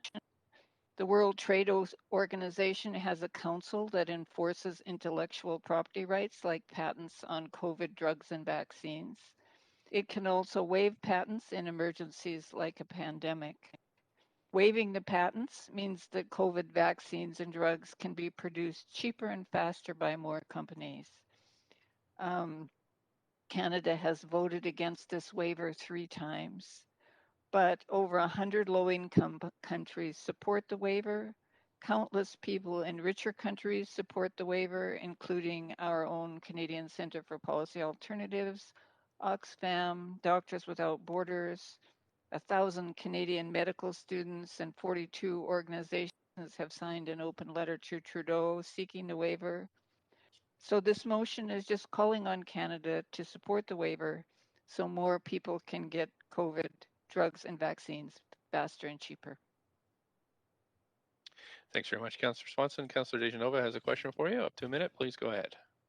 Thanks very much. I'm just wondering, Councillor Swanson, if you happen to know why the federal government has not already signed on in support of this, because this would be sort of an area that I would see a little bit more I would see federally that we would perhaps support it if we saw them support it. So just wondering why it is in your research that they have not supported it yet. A lot of people think it's because the drug company lobby is very powerful, and without the waiver, they'll be able to make more profits.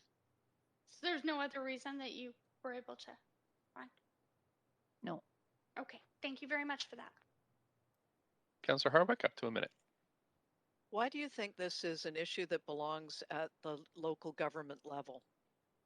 Well, I think one of our roles as city councillors is to advocate to other levels of government for things that benefit our residents.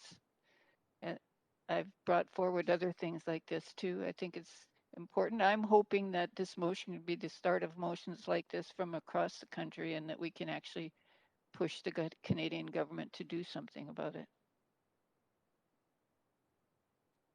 Councillor Hardwick? Oh, that's my question. Thank you. Okay, thanks so much. Okay, that's it, Councillor Swanson. We need a seconder for this. Fry.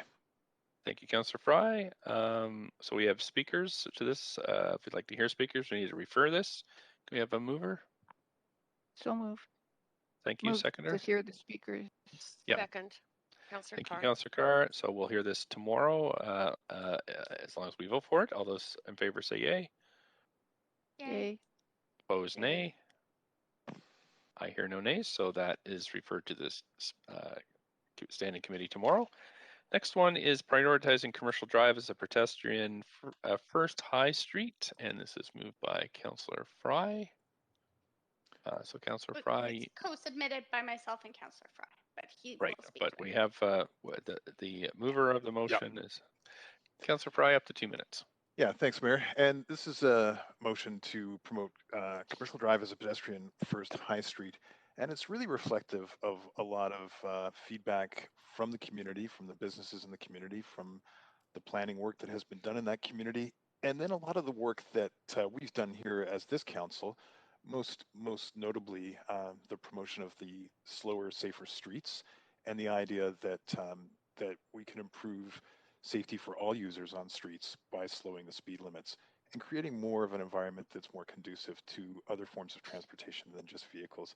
The other big takeaway that we've seen of recent, of course, is the reallocation of parking spaces to support patios, to support parklets, and really to support businesses and residents, and really just taking those opportunities and really focusing on an entirely different vision for Commercial Drive, one that is not a street that is connecting street to go somewhere else, but really one that is a lively high street that prioritizes the safety and comfort of pedestrians, active road users, and shoppers, and really just creating more of a European vibe on Commercial Drive. Thank you, Councillor Fry. Question from Councillor Boyle, up to a minute. Thanks. I'm curious. The community plan had included a complete street and there are cyclists accessing stores on the drive all the time. Was bicycle infrastructure intentionally left out of this plan, or how come it's not there? Well, I think recognizing that this slower, safer streets is a whole new direction that we've taken as this council that wasn't contemplated in the earlier community plan. The earlier community plan wasn't very prescriptive. It had a lot of options that could be considered, and it did also include options to support businesses and the high street as well. So recognizing as well that a separated bike lane has been suggested by some advocates from that plan would eliminate some of the opportunities that we see now with parking space reutilization for patios and parklets. They're not compatible. So you wouldn't like to see a bike infrastructure improved on the drive? I think a slower street does improve bike infrastructure, short of actually what I believe you may be advocating for, which is a separated bike route. Thanks so much. Councillor Bly, up to a minute. Thanks. I just have one quick follow-up question. Councillor Boyle asked my question regarding the bike infrastructure, and that is how you anticipate this plan could impact transit on Commercial Drive. You know, it's a great question, and in fact, TransLink just introduced a new program, their Transport 2050, which has actually shifted a lot of the priorities, and some of us may have seen this at the UDI presentation last week, and they're actually actively looking towards pedestrian-first street models. So a lot of the contemplation before that had raised some concerns around rapid buses on Commercial Drive, which would have completely changed the dynamic with obviously beeline style buses hurtling down the drive, is not conducive to that kind of shopping and lively street activity that we're contemplating in this. And I think it's more consistent with some of the new direction that TransLink is embarking on in the Transport 2050. Thanks so much. That's it for questions. We do have a speaker. Yeah, Councillor Dejanova, thank you for seconding this. And move referral, just great. for speakers tomorrow. Okay, do we have a seconder for referral? Second, Bly. Second. Thank you. All those in favor of referral say yay. Yay. Yay. Opposed, nay. Great, that is referred to tomorrow. Number 5 is accessible washrooms and elevators. Councillor Wiebe, you have up to 2 minutes. Yeah, so this is a motion that's been brought forward with work that I've been doing with the Person with Disability Advisory Committee over the last 5 years. And recently we found out that the washrooms will be plumbed, but there will not actually be flushable toilets or accessibility. And I think as we create an accessible city for all, one of the things we need to make sure we have is public accessible washrooms at all 6 stations, as well as paired elevators, recognizing that there will be a significant number of people utilizing it, and our population continues to need elevators to increase their accessibility, and we do have broken down elevators. So this is a huge request from the Person with Disability Advisory Committee. This is something the mayor has been talking about, and I think this is great if the city council can step behind the mayor to ensure that he has the full support of this council to move this forward to TransLink. Thank you so much. I don't see any. Okay, I don't see any questions. So, yep, we have a seconder from Councillor Dejanova. We have requests to speak. Can we have a mover for the referral? Yeah, can I move to refer it to being the first item tomorrow, recognizing that the co-chair of the Person with Disability Advisory Committee is visually impaired and has a person with them that can help them if it's earlier in the day, and recognizing the significant amount of speakers to another item. Second. Second. I have to check with the clerks about that because that is. Just have to check with the clerks. So I'll come right back to you, Council, about the process for arriving at the agenda order. It may have to happen at the beginning of tomorrow's meeting, but I'll just check first and I'll come right back to you. Okay, thank you.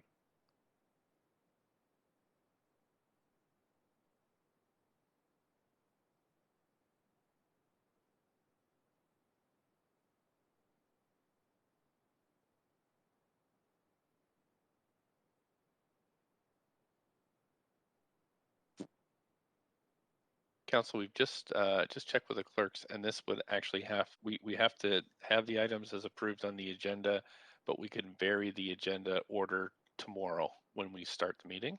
So I'll leave that to council. This is just approving to get it on the agenda.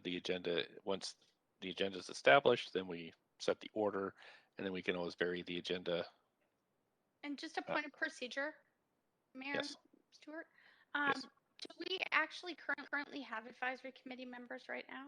I'm in support of varying the agenda tomorrow. I'm just. It sounds like that we did not have active, that we were going through a process.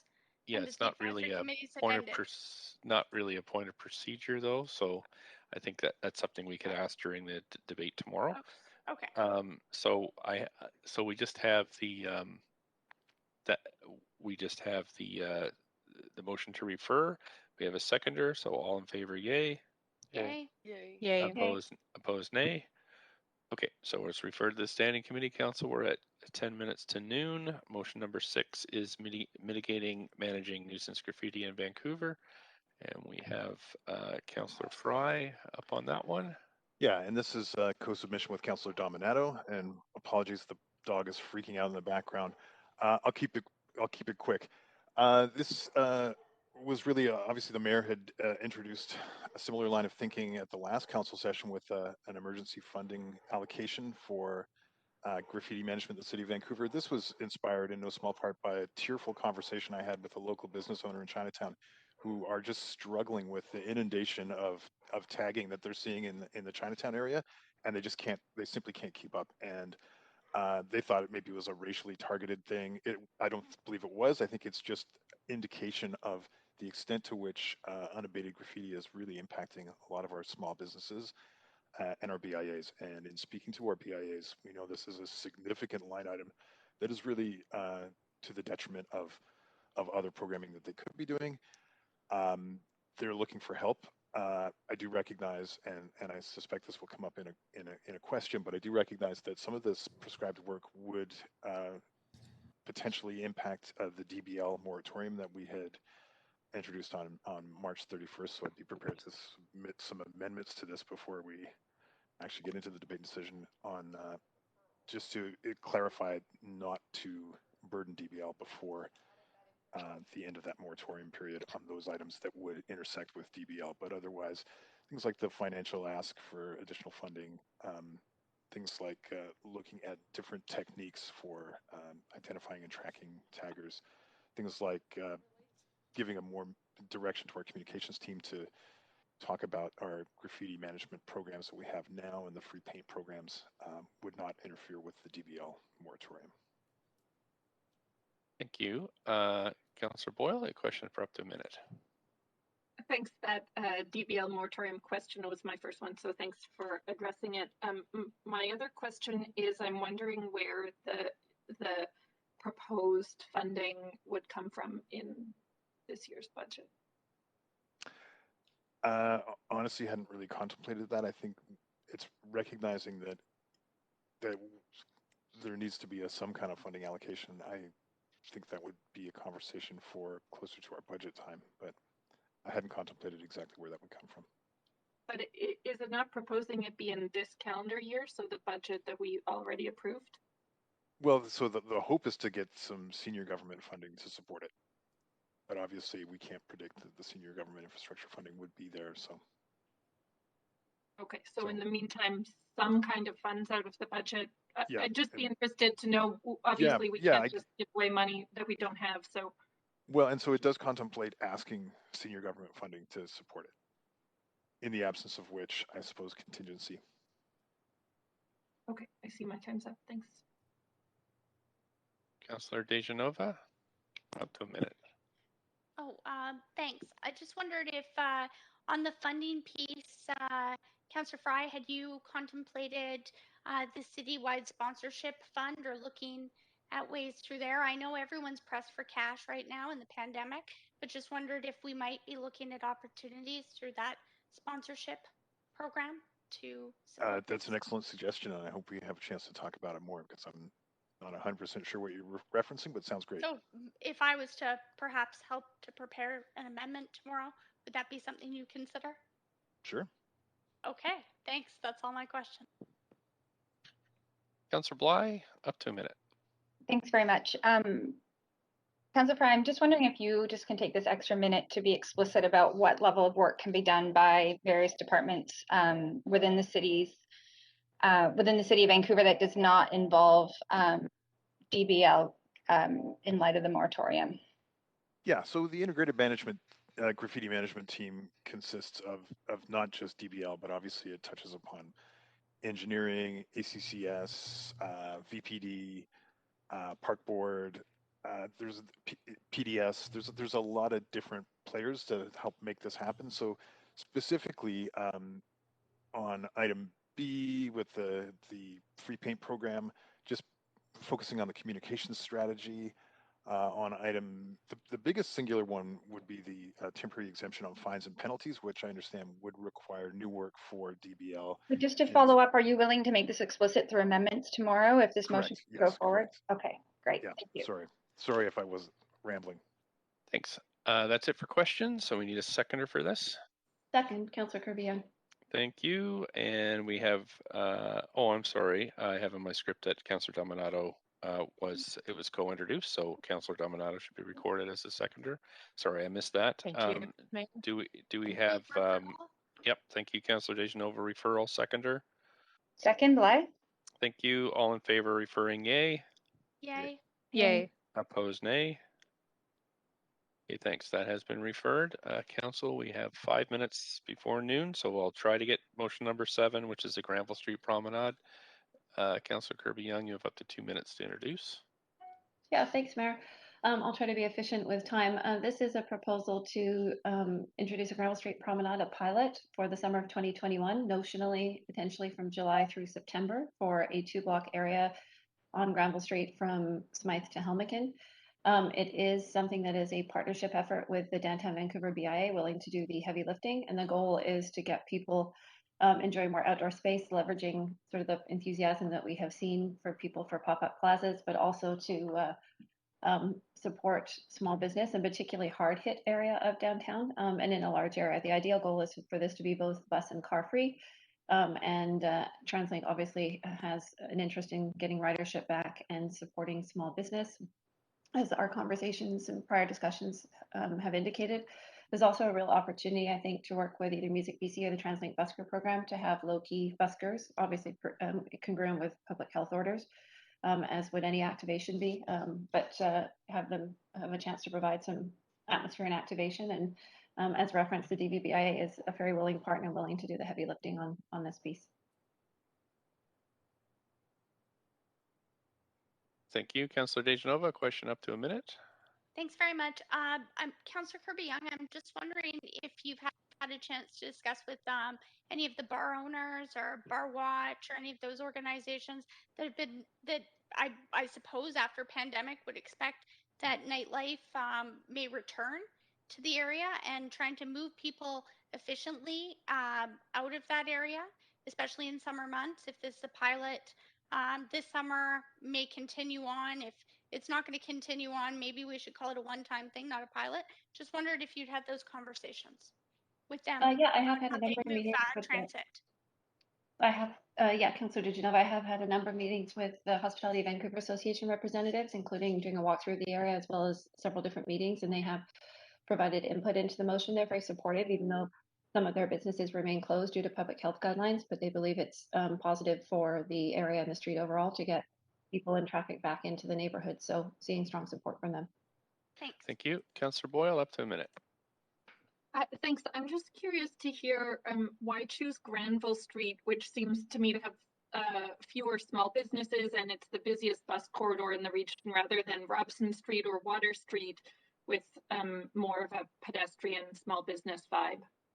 I think because some of the recent stats released by the DVBIA show that a lot of the foot traffic is down. Granville and Hastings are two of the biggest hit streets, also in terms of closures of some businesses.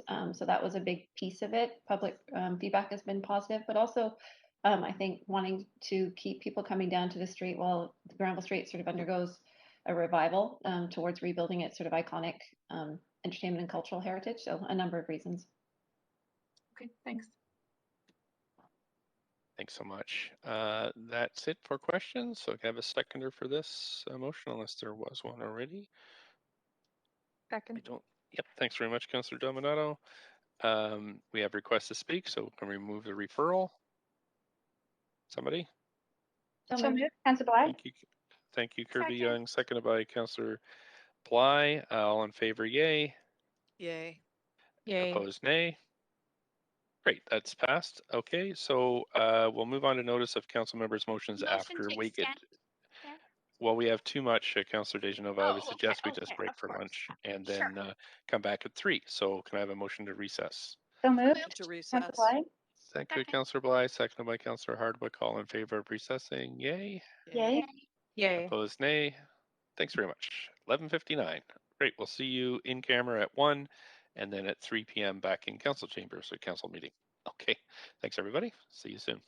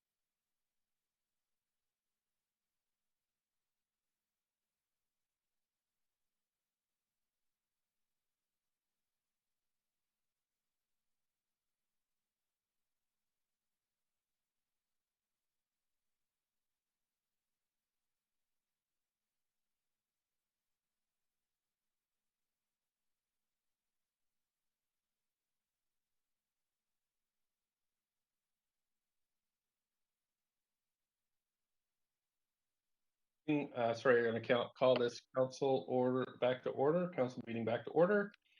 So we're on notice for members' motions. And again, just read the title, and we need the date when you're bringing this forward and to send that into the clerks.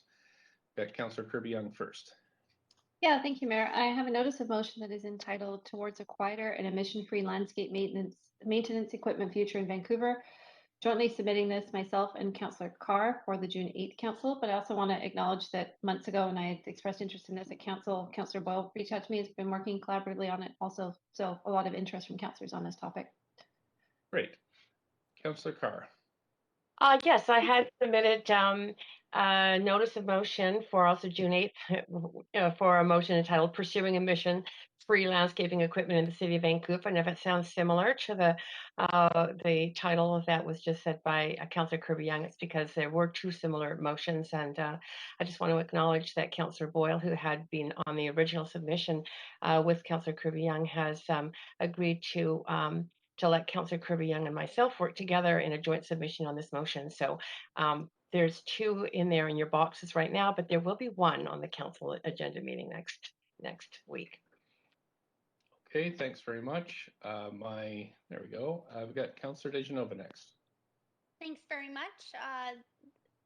For notice of motion, I just wanted to note that although I withdrew this to make some additions and changes based on some of the staff comments, I will be resubmitting it and calling notice on it for the June 8th meeting. It's co-submitted by myself and to be seconded by Councillor Dominato, so a co-submission. And the title is Issuing an Official Apology from the City of Vancouver to the Italian Canadian Community during Italian Heritage Month in 2022. And I've sent that title into the clerk. Thanks so much. Councillor Swanson.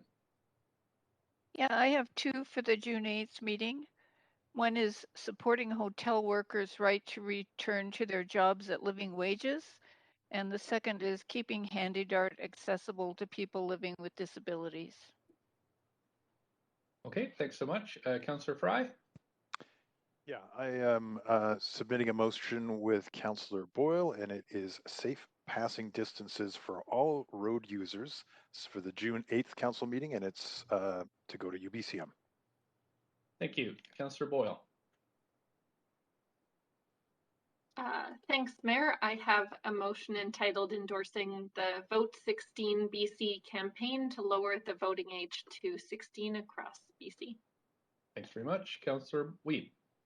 I've got two: Vancouver Blueways cleanup and reconnecting to the Fraser River. Okay. And just to make sure you have the dates when you submit on June 8th. Okay, great. And just and make sure those are in writing too to the clerk. Great. That's it for the section then at council. We have new business. I'll start with one item in new business, which is a request for a leave of absence for Councillor Fry for civic business for meetings May 19th from 3 to 3:45. So moved. Second, Councillor Carr. Seconded by Councillor Carr. All in favor say yay. Yay. Yay. Opposed nay. Thanks. Councillor Fry, new business too? Thanks, Mayor. I just wanted to acknowledge the passing of Dr. David Hardwick last week. Dr. Hardwick is a researcher and educator. Can I just move that'd be inquiries and other matters? So new business. Oh, sure. Okay. Great. So I'll leave you on the list. So we'll move to inquiries and other matters since I don't see anybody else on the list. And sorry to interrupt you there, but go ahead, Councillor Fry. You have up to 5. No problem. Just acknowledging the passing of Dr. David Hardwick this last week. Dr. Hardwick, as a researcher, an educator, a doctor, an innovator, and an administrator, Dr. Hardwick dedicated over 60 years of involvement with UBC as Professor Emeritus and a certified master teacher. As Associate Dean of Research and Planning, Dr. Hardwick helped to establish UBC's hospital campus, as well as the distributed medical undergraduate program that today provides access for rural and Indigenous students seeking medical careers from across British Columbia. Dr. Hardwick was also instrumental in the creation of the BC Children's Hospital, where I myself spent several life-changing weeks in the adolescent ward. And as a pathologist and a researcher, he was responsible for a number of advances in clinical pediatrics. In 2001, Dr. Hardwick was awarded an honorary law degree for his work to preserve freedom of thought and expression. And despite his humorous self-deprecation, quote unquote, nobody trusts the guy with the bow tie, Dr. Hardwick's wide-ranging bibliography of published works and research spans multiple genres and areas of expertise.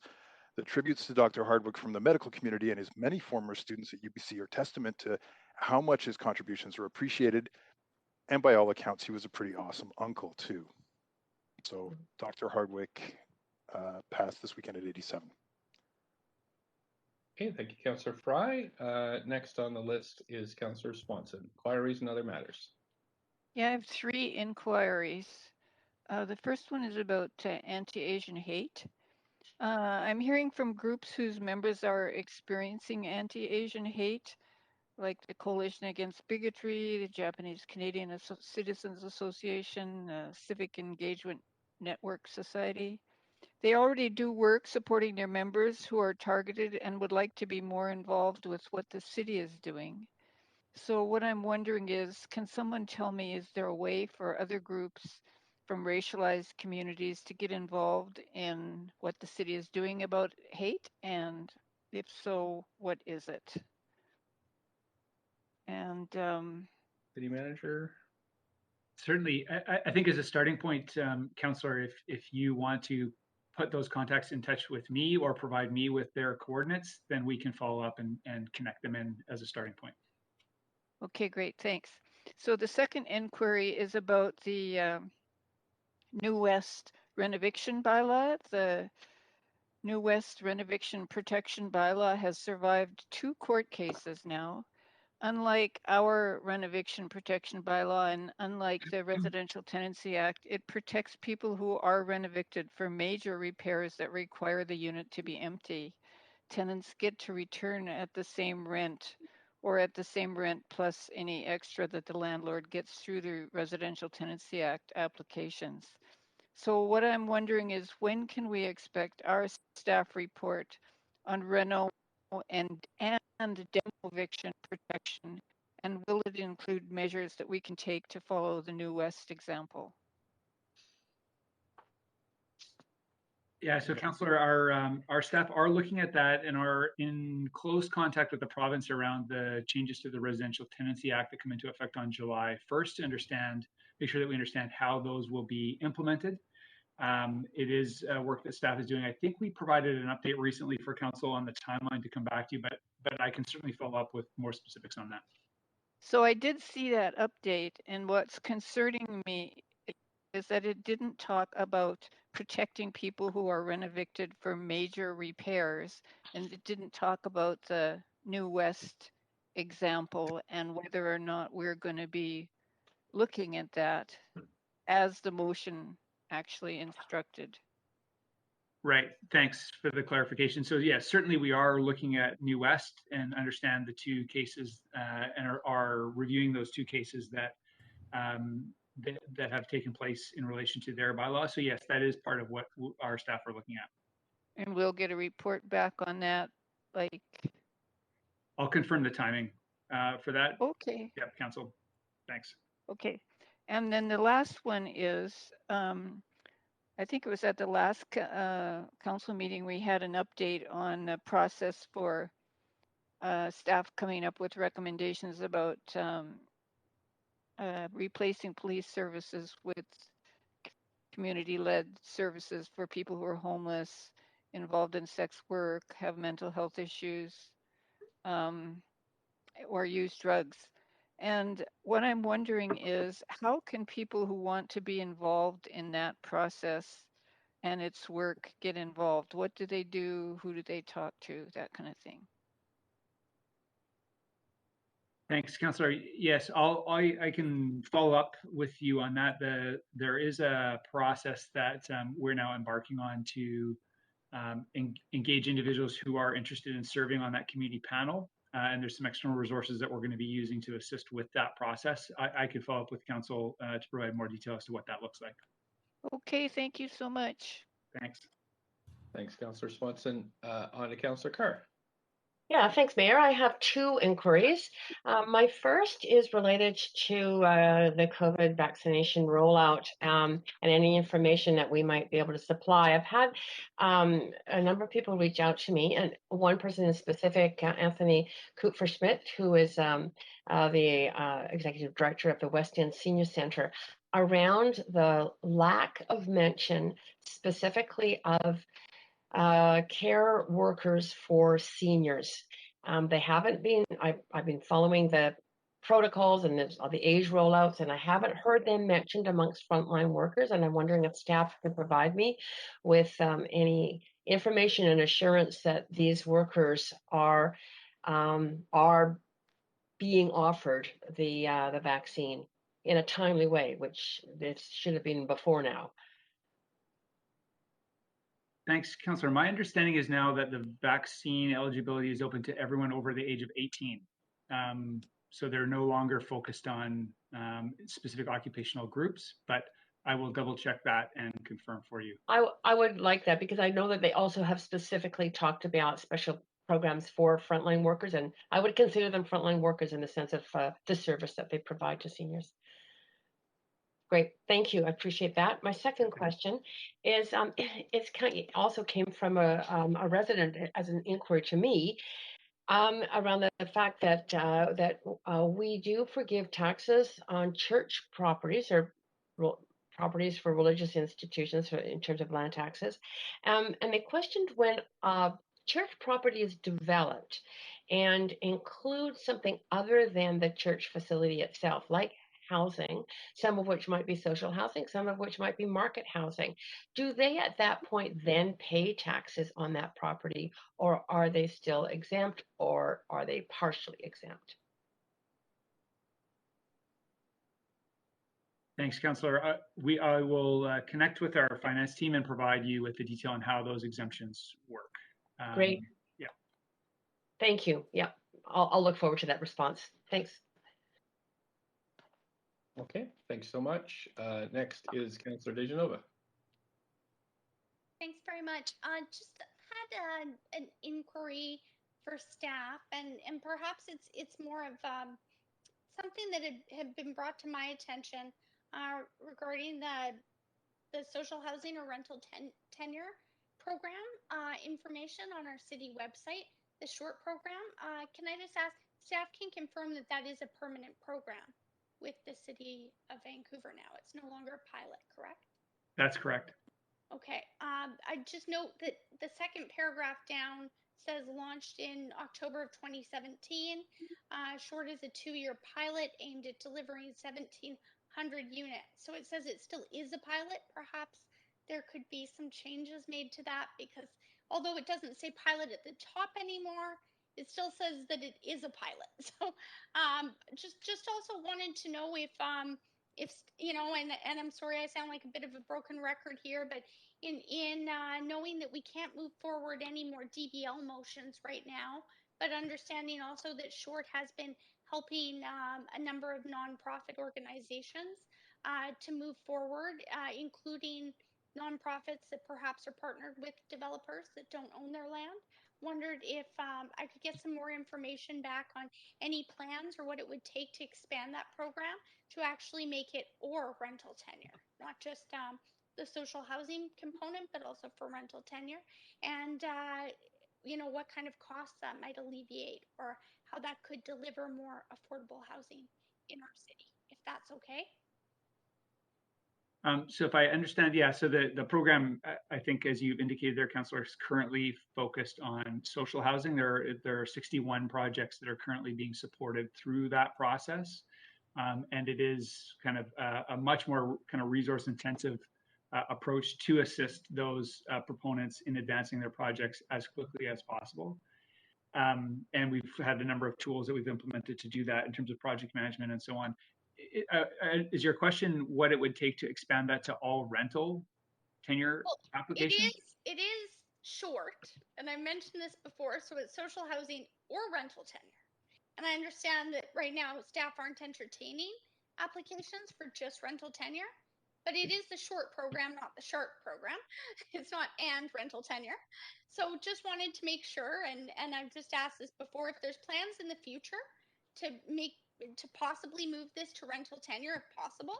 I'd just like to know that. But I think that, the fact is that it right now currently states that you can apply for rental tenure without social housing, and just wanting to make sure, in the interest of clarifying this for applicants to the City of Vancouver and also for our own council, just to have some more information on that. I'm a big fan of the program, so and had moved forward a number of motions. I think there were over 12 last term.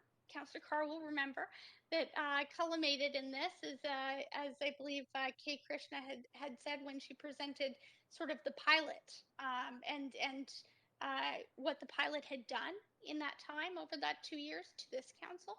So just wanting maybe an update, if I could, on that, or what the program could become, if possible. Yeah, certainly I can follow up on that. I do want to clarify that this is a fee-funded program. So if we were to expand the program, it would have to be paid for through fees. That's generally how these programs are. All of our permitting processes fee recovered. But I understand the question, Councillor. Now, thank you for clarifying it for me. And yes, I can provide you with an update on where we might be going, or what might be possible, and what the implications would be to expanding it. Thanks very much. And just in the last moment that I have here, wanted to mention, because we won't meet together as a council in council until June the 8th, that June is Italian Heritage Month.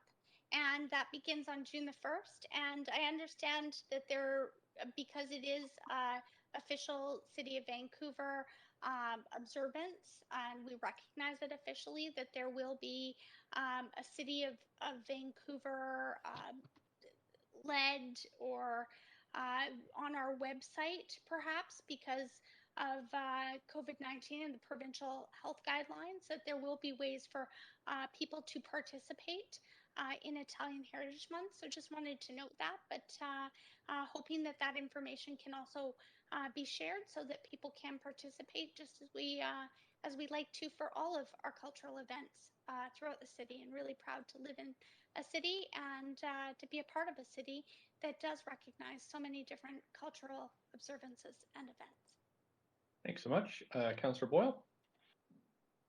Thanks, Mayor. I wanted to use this moment to lift up and celebrate the work of a group of grade 7 students at Strathcona Elementary School who are advocating that the name of their school be changed to honor Barbara Howard. Barbara Howard was a legendary Black athlete, a runner who grew up in the Grandview neighborhood in the 1920s. She attended Laura Secord and then Britannia High School. She was the first Black female athlete to compete for Canada at the British Empire Games. And unfortunately, she was headed for the Olympics, and then her running career was cut short because of the Second World War. And so she trained to be a teacher and became the first visible minority teacher hired by the Vancouver School District. She taught in Vancouver for 40 years, including at Strathcona Elementary School. The Strathcona students learned about Barbara Howard during a Black History Month project, and they have noted that in their opinion, Lord Strathcona, who was a co-founder of the Canadian Pacific Railroad and at a time a principal shareholder of the Hudson's Bay Company, is a symbol of Canada's colonial past that they say doesn't reflect the community that the school has come to represent. The students note that Barbara Howard is an inspiration to them and a fitting name for their school. And I just want to quote them. They said, "Our school represents community, kindness, and just caring about each other. And we feel that Barbara Howard is the best fit to do that for us." The Strathcona students will be presenting their petition to the school board this month. And I think their efforts to dismantle the harmful histories of our past and lift up the names and contributions of leaders like Barbara Howard are important, and so I wanted to publicly wish them success in this endeavor. Thanks. Thank you. Councillor Dominato. Mayor, sorry, I'm just relocating because my phone's about to die, so bear with me here. Yeah, other councillors, or do you want to come on Maybe later? I'll let the other councillors go. That would be great, and then I'll come back on at the end. Thank you. Okay. Councillor Kirby-Yung? Yeah, thanks, Mayor. I have two things to raise today. The first one is just an acknowledgement that yesterday, May 17th, was IDAHOT, the International Day Against Homophobia, Transphobia, and Biphobia. I wanted to acknowledge that community held a really uplifting and very celebratory event on Sunday morning and doing a virtual brunch, replacing their usual event. And it was great to see a lot of voices represented and really affirming that nobody should be stigmatized or precluded or inhibited from sort of living their authentic self and living fully. And so it was a really positive event during difficult times to bring everybody together. So I wanted to acknowledge community for that, sort of delivering that fantastic event on a sunny Sunday morning. They still had a great turnout with everybody online. I also have one inquiry, and that was one I had brought forward at a previous council meeting. And I just wonder if staff could provide an update. And it was with respect to a motion I brought forward on sort of opening up readiness and specifically for arts, tourism, and hospitality. And there was a couple of components, one being outreach to the province that really outlining the importance of having an identified opening up plan as the UK and now increasingly other provinces across Canada has. And that piece was sort of an advocacy piece for a letter from the mayor. But the action piece for city staff was to report back on Vancouver's readiness to permit small scale outdoor events in Q3, obviously in parallel with the PHO orders, and that staff advise if what our options were to streamline the event process, similar to what we did with restaurants. And I recall, and perhaps the city manager can identify that he said a report was coming forth to council, and I had thought it was this month, but perhaps I misunderstood on the date. So I'm just wondering if I can get clarification on that. City manager? Yeah, thanks, Councillor. That's a good question. And so this is in relation to events. I think I can go back and check with the team. The landscape with respect to public health orders has been shifting quite a bit, and even over the last couple of weeks, additional clarification from the provincial health officer that she does not anticipate events this summer. I will go back though and confirm kind of with the team where we're at and provide you with a follow up on that. Yeah, just for clarification, I know she has said that for all large events and likely gatherings, but there did seem to be some potential opening or wiggle room for the smaller ones, 15 or 15 to 50. That were still yet to be determined. And so it really, part of that motion was really what kind of ability do we have to be ready for that if and when that updated public health order drops. And so that's the piece I feel that we're missing right now, just to clarify. Right. Okay. Thank you for that. Thank you very much. Thank you. Councillor Kerr. Yes, I think I have a few minutes left.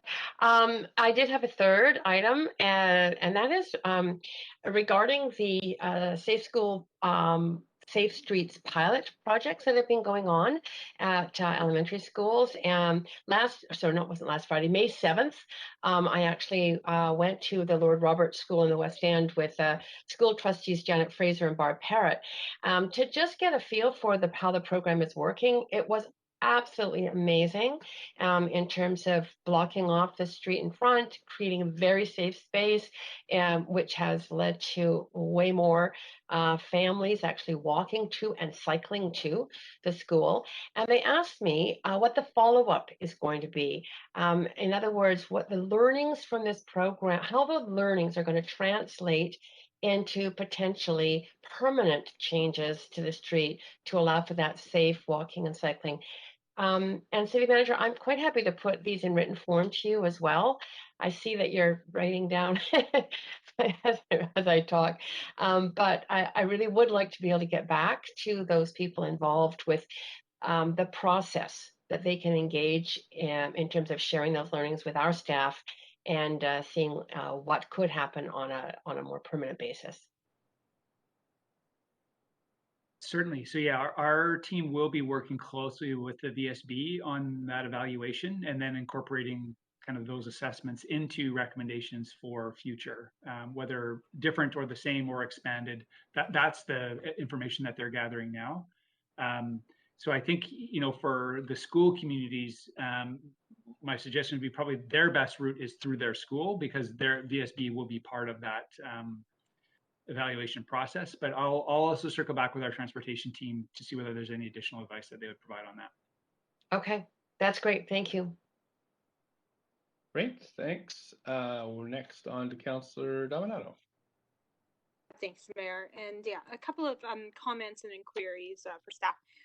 One is just with respect, as we're recognizing Asian Heritage Month, to recognize the Japanese Canadian community and our collective impact on that community, particularly here in Vancouver, as you know, more than 20,000 Japanese Canadians in BC had their property taken away, and many were interned, not only in BC but across the country. And really acknowledging that dark history, but also recent work around a project called Landscapes of Injustice, which is basically a digital catalog and research database of over 15,000 case files, one, I believe, for almost every Japanese Canadian who lived through dispossession. And so it's a fantastic piece of work that is helping the community heal, but I think it's really important that we acknowledge that as we're recognizing Asian Heritage Month. A couple of other comments is also this week is Local Government Awareness Week. Tomorrow is Asset Management Awareness Day. And this is an effort, an initiative of the province, as well as I believe UBCM, to really recognize the critical role that local government plays in our daily lives. In terms of services, core services for residents, bringing communities together, and also to encourage citizens to play a greater role in their democratic system locally. And so just acknowledging both this week as well as tomorrow in terms of just our role in managing infrastructure across the city. And then with respect to inquiries, I have about 3 or 4 of them, so I'll roll through them. And if we can't get answers today, certainly a memo would be fine. One is with respect to the internal task work around permits and licensing, specifically wanting to know if the city is applying for the provincial funding that is available to municipalities to address permits and licenses and processes. So that's the first question. I don't know if we want to answer it now or. Yes, the answer is yes, Council. You'll be getting a report on that on June 8th. Okay, fantastic. My second question is with respect to sewage overflows and the work that we're doing around sewer separation. Recognizing the province has a goal of 2050 to eliminate sewage overflows. I'm curious if we could get an update on our work around sewer separation and what our goals are to have a fully separated system. And will that, does that goal, is it prior to 2050? Because that's a province's goal. But I'm looking for an update on that. Certainly, we can find an update. I will say that 2050 target is going to be extremely challenging for the city of Vancouver to meet in terms of the amount of expenditure required to meet it. So that is the target we're aiming for, absolutely. But yeah, I don't want to understate what that's going to mean to Vancouver over the next 25, 30 years in terms of expenditure. Okay, thank you. And then following on, there's been, you know, as we're moving to, you know, further reopening the economy and with the vaccine rollout, questions have been raised about reinvigorating our city, and VEC, I understand, has on the work plan to do further work on the night economy strategy.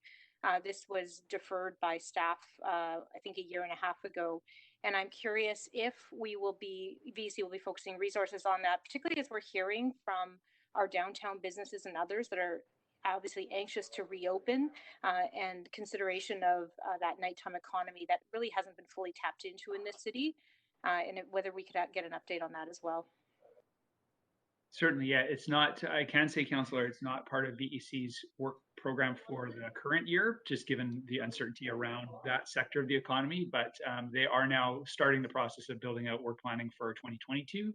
But yes, I'll follow up with any additional update that Alina and her team might be able to provide there. Okay, that would be great. Thank you. Thanks so much. Last on the list, Councillor Bly. Thanks very much, Mayor. I just have one inquiry, and it's related to work that was done actually a couple of years ago, the Silas report, Social Isolation and Loneliness Among Seniors in Vancouver, Strategies for Reduction and Prevention. This was a report that was funded by City of Vancouver and Vancouver Coastal Health through the good work of the Seniors Advisory Committee. At that time, sitting on that committee was Eddie Elmer, who currently also serves or now serves on the 2S LGBTQ plus committee. And I'm just wondering if we can get an update from staff in terms of the progress on this work, recognizing that there were 23 recommendations that were put forth, and that the report really sort of strive to understand more about social isolation and loneliness among seniors, of course, a couple of years before we find ourselves in the middle of a pandemic where seniors have been dramatically affected. So just sort of in place of a motion, perhaps I'm hoping that in bringing it up in this particular part of the meeting, we could understand more about the work that has been undertaken, as well as any plans in the coming, say, 18 months or so. Also noting that in our budget for 2021, sort of age-friendly related work when in the context of the city, not naming seniors specifically, but having heard from staff that that really was the focus, has been identified and delineated in the budget for this year. So just getting a sense of how council can understand what work is being done by staff and what we can expect back, and then specifically any recommendations within the Silas report that we have managed to achieve or ongoing work related to those recommendations would be my request. Thanks, Councillor. We'll follow up with our team in ACCS and we will provide you with an update on that. Great, thank you very much. Councillor Weed. Yeah, I just have two. First one is I want to thank the mayor for doing a video for the bird-friendly city. For the first time ever, it was great to hear Jonathan Wilkinson join Nature Canada and congratulating Vancouver, Toronto, London, and Calgary in the lead up to World Migratory Bird Day, and announcing that Vancouver has recognized and gotten the bird-friendly city designation. And the second one I want to also thank staff is being a finalist for the 2021 Wellbeing Cities. I know it's been a lot of focus on the work we've been doing on COVID recovery and helping our most vulnerable, but our amazing staff continue to do leading work that's been recognized around the world. So just want to thank all of our staff and the amazing work they do. Thanks, Councillor Weep. I don't see anybody else on the list, so we can have a motion to adjourn. Motion to adjourn. Okay, thank you. So all in favor? Yay. Aye. Opposed? None. Okay, so that's unanimous. Thanks very much, clerks. We're good. Anything else? All good, Mayor. Thanks. Thank you and your team for all their work. Thanks, everybody. We'll see you late at 6 o'clock. 6. Thanks, Mayor. Thanks, everyone. Thanks, staff. Okay. See ya. Enjoy the sun.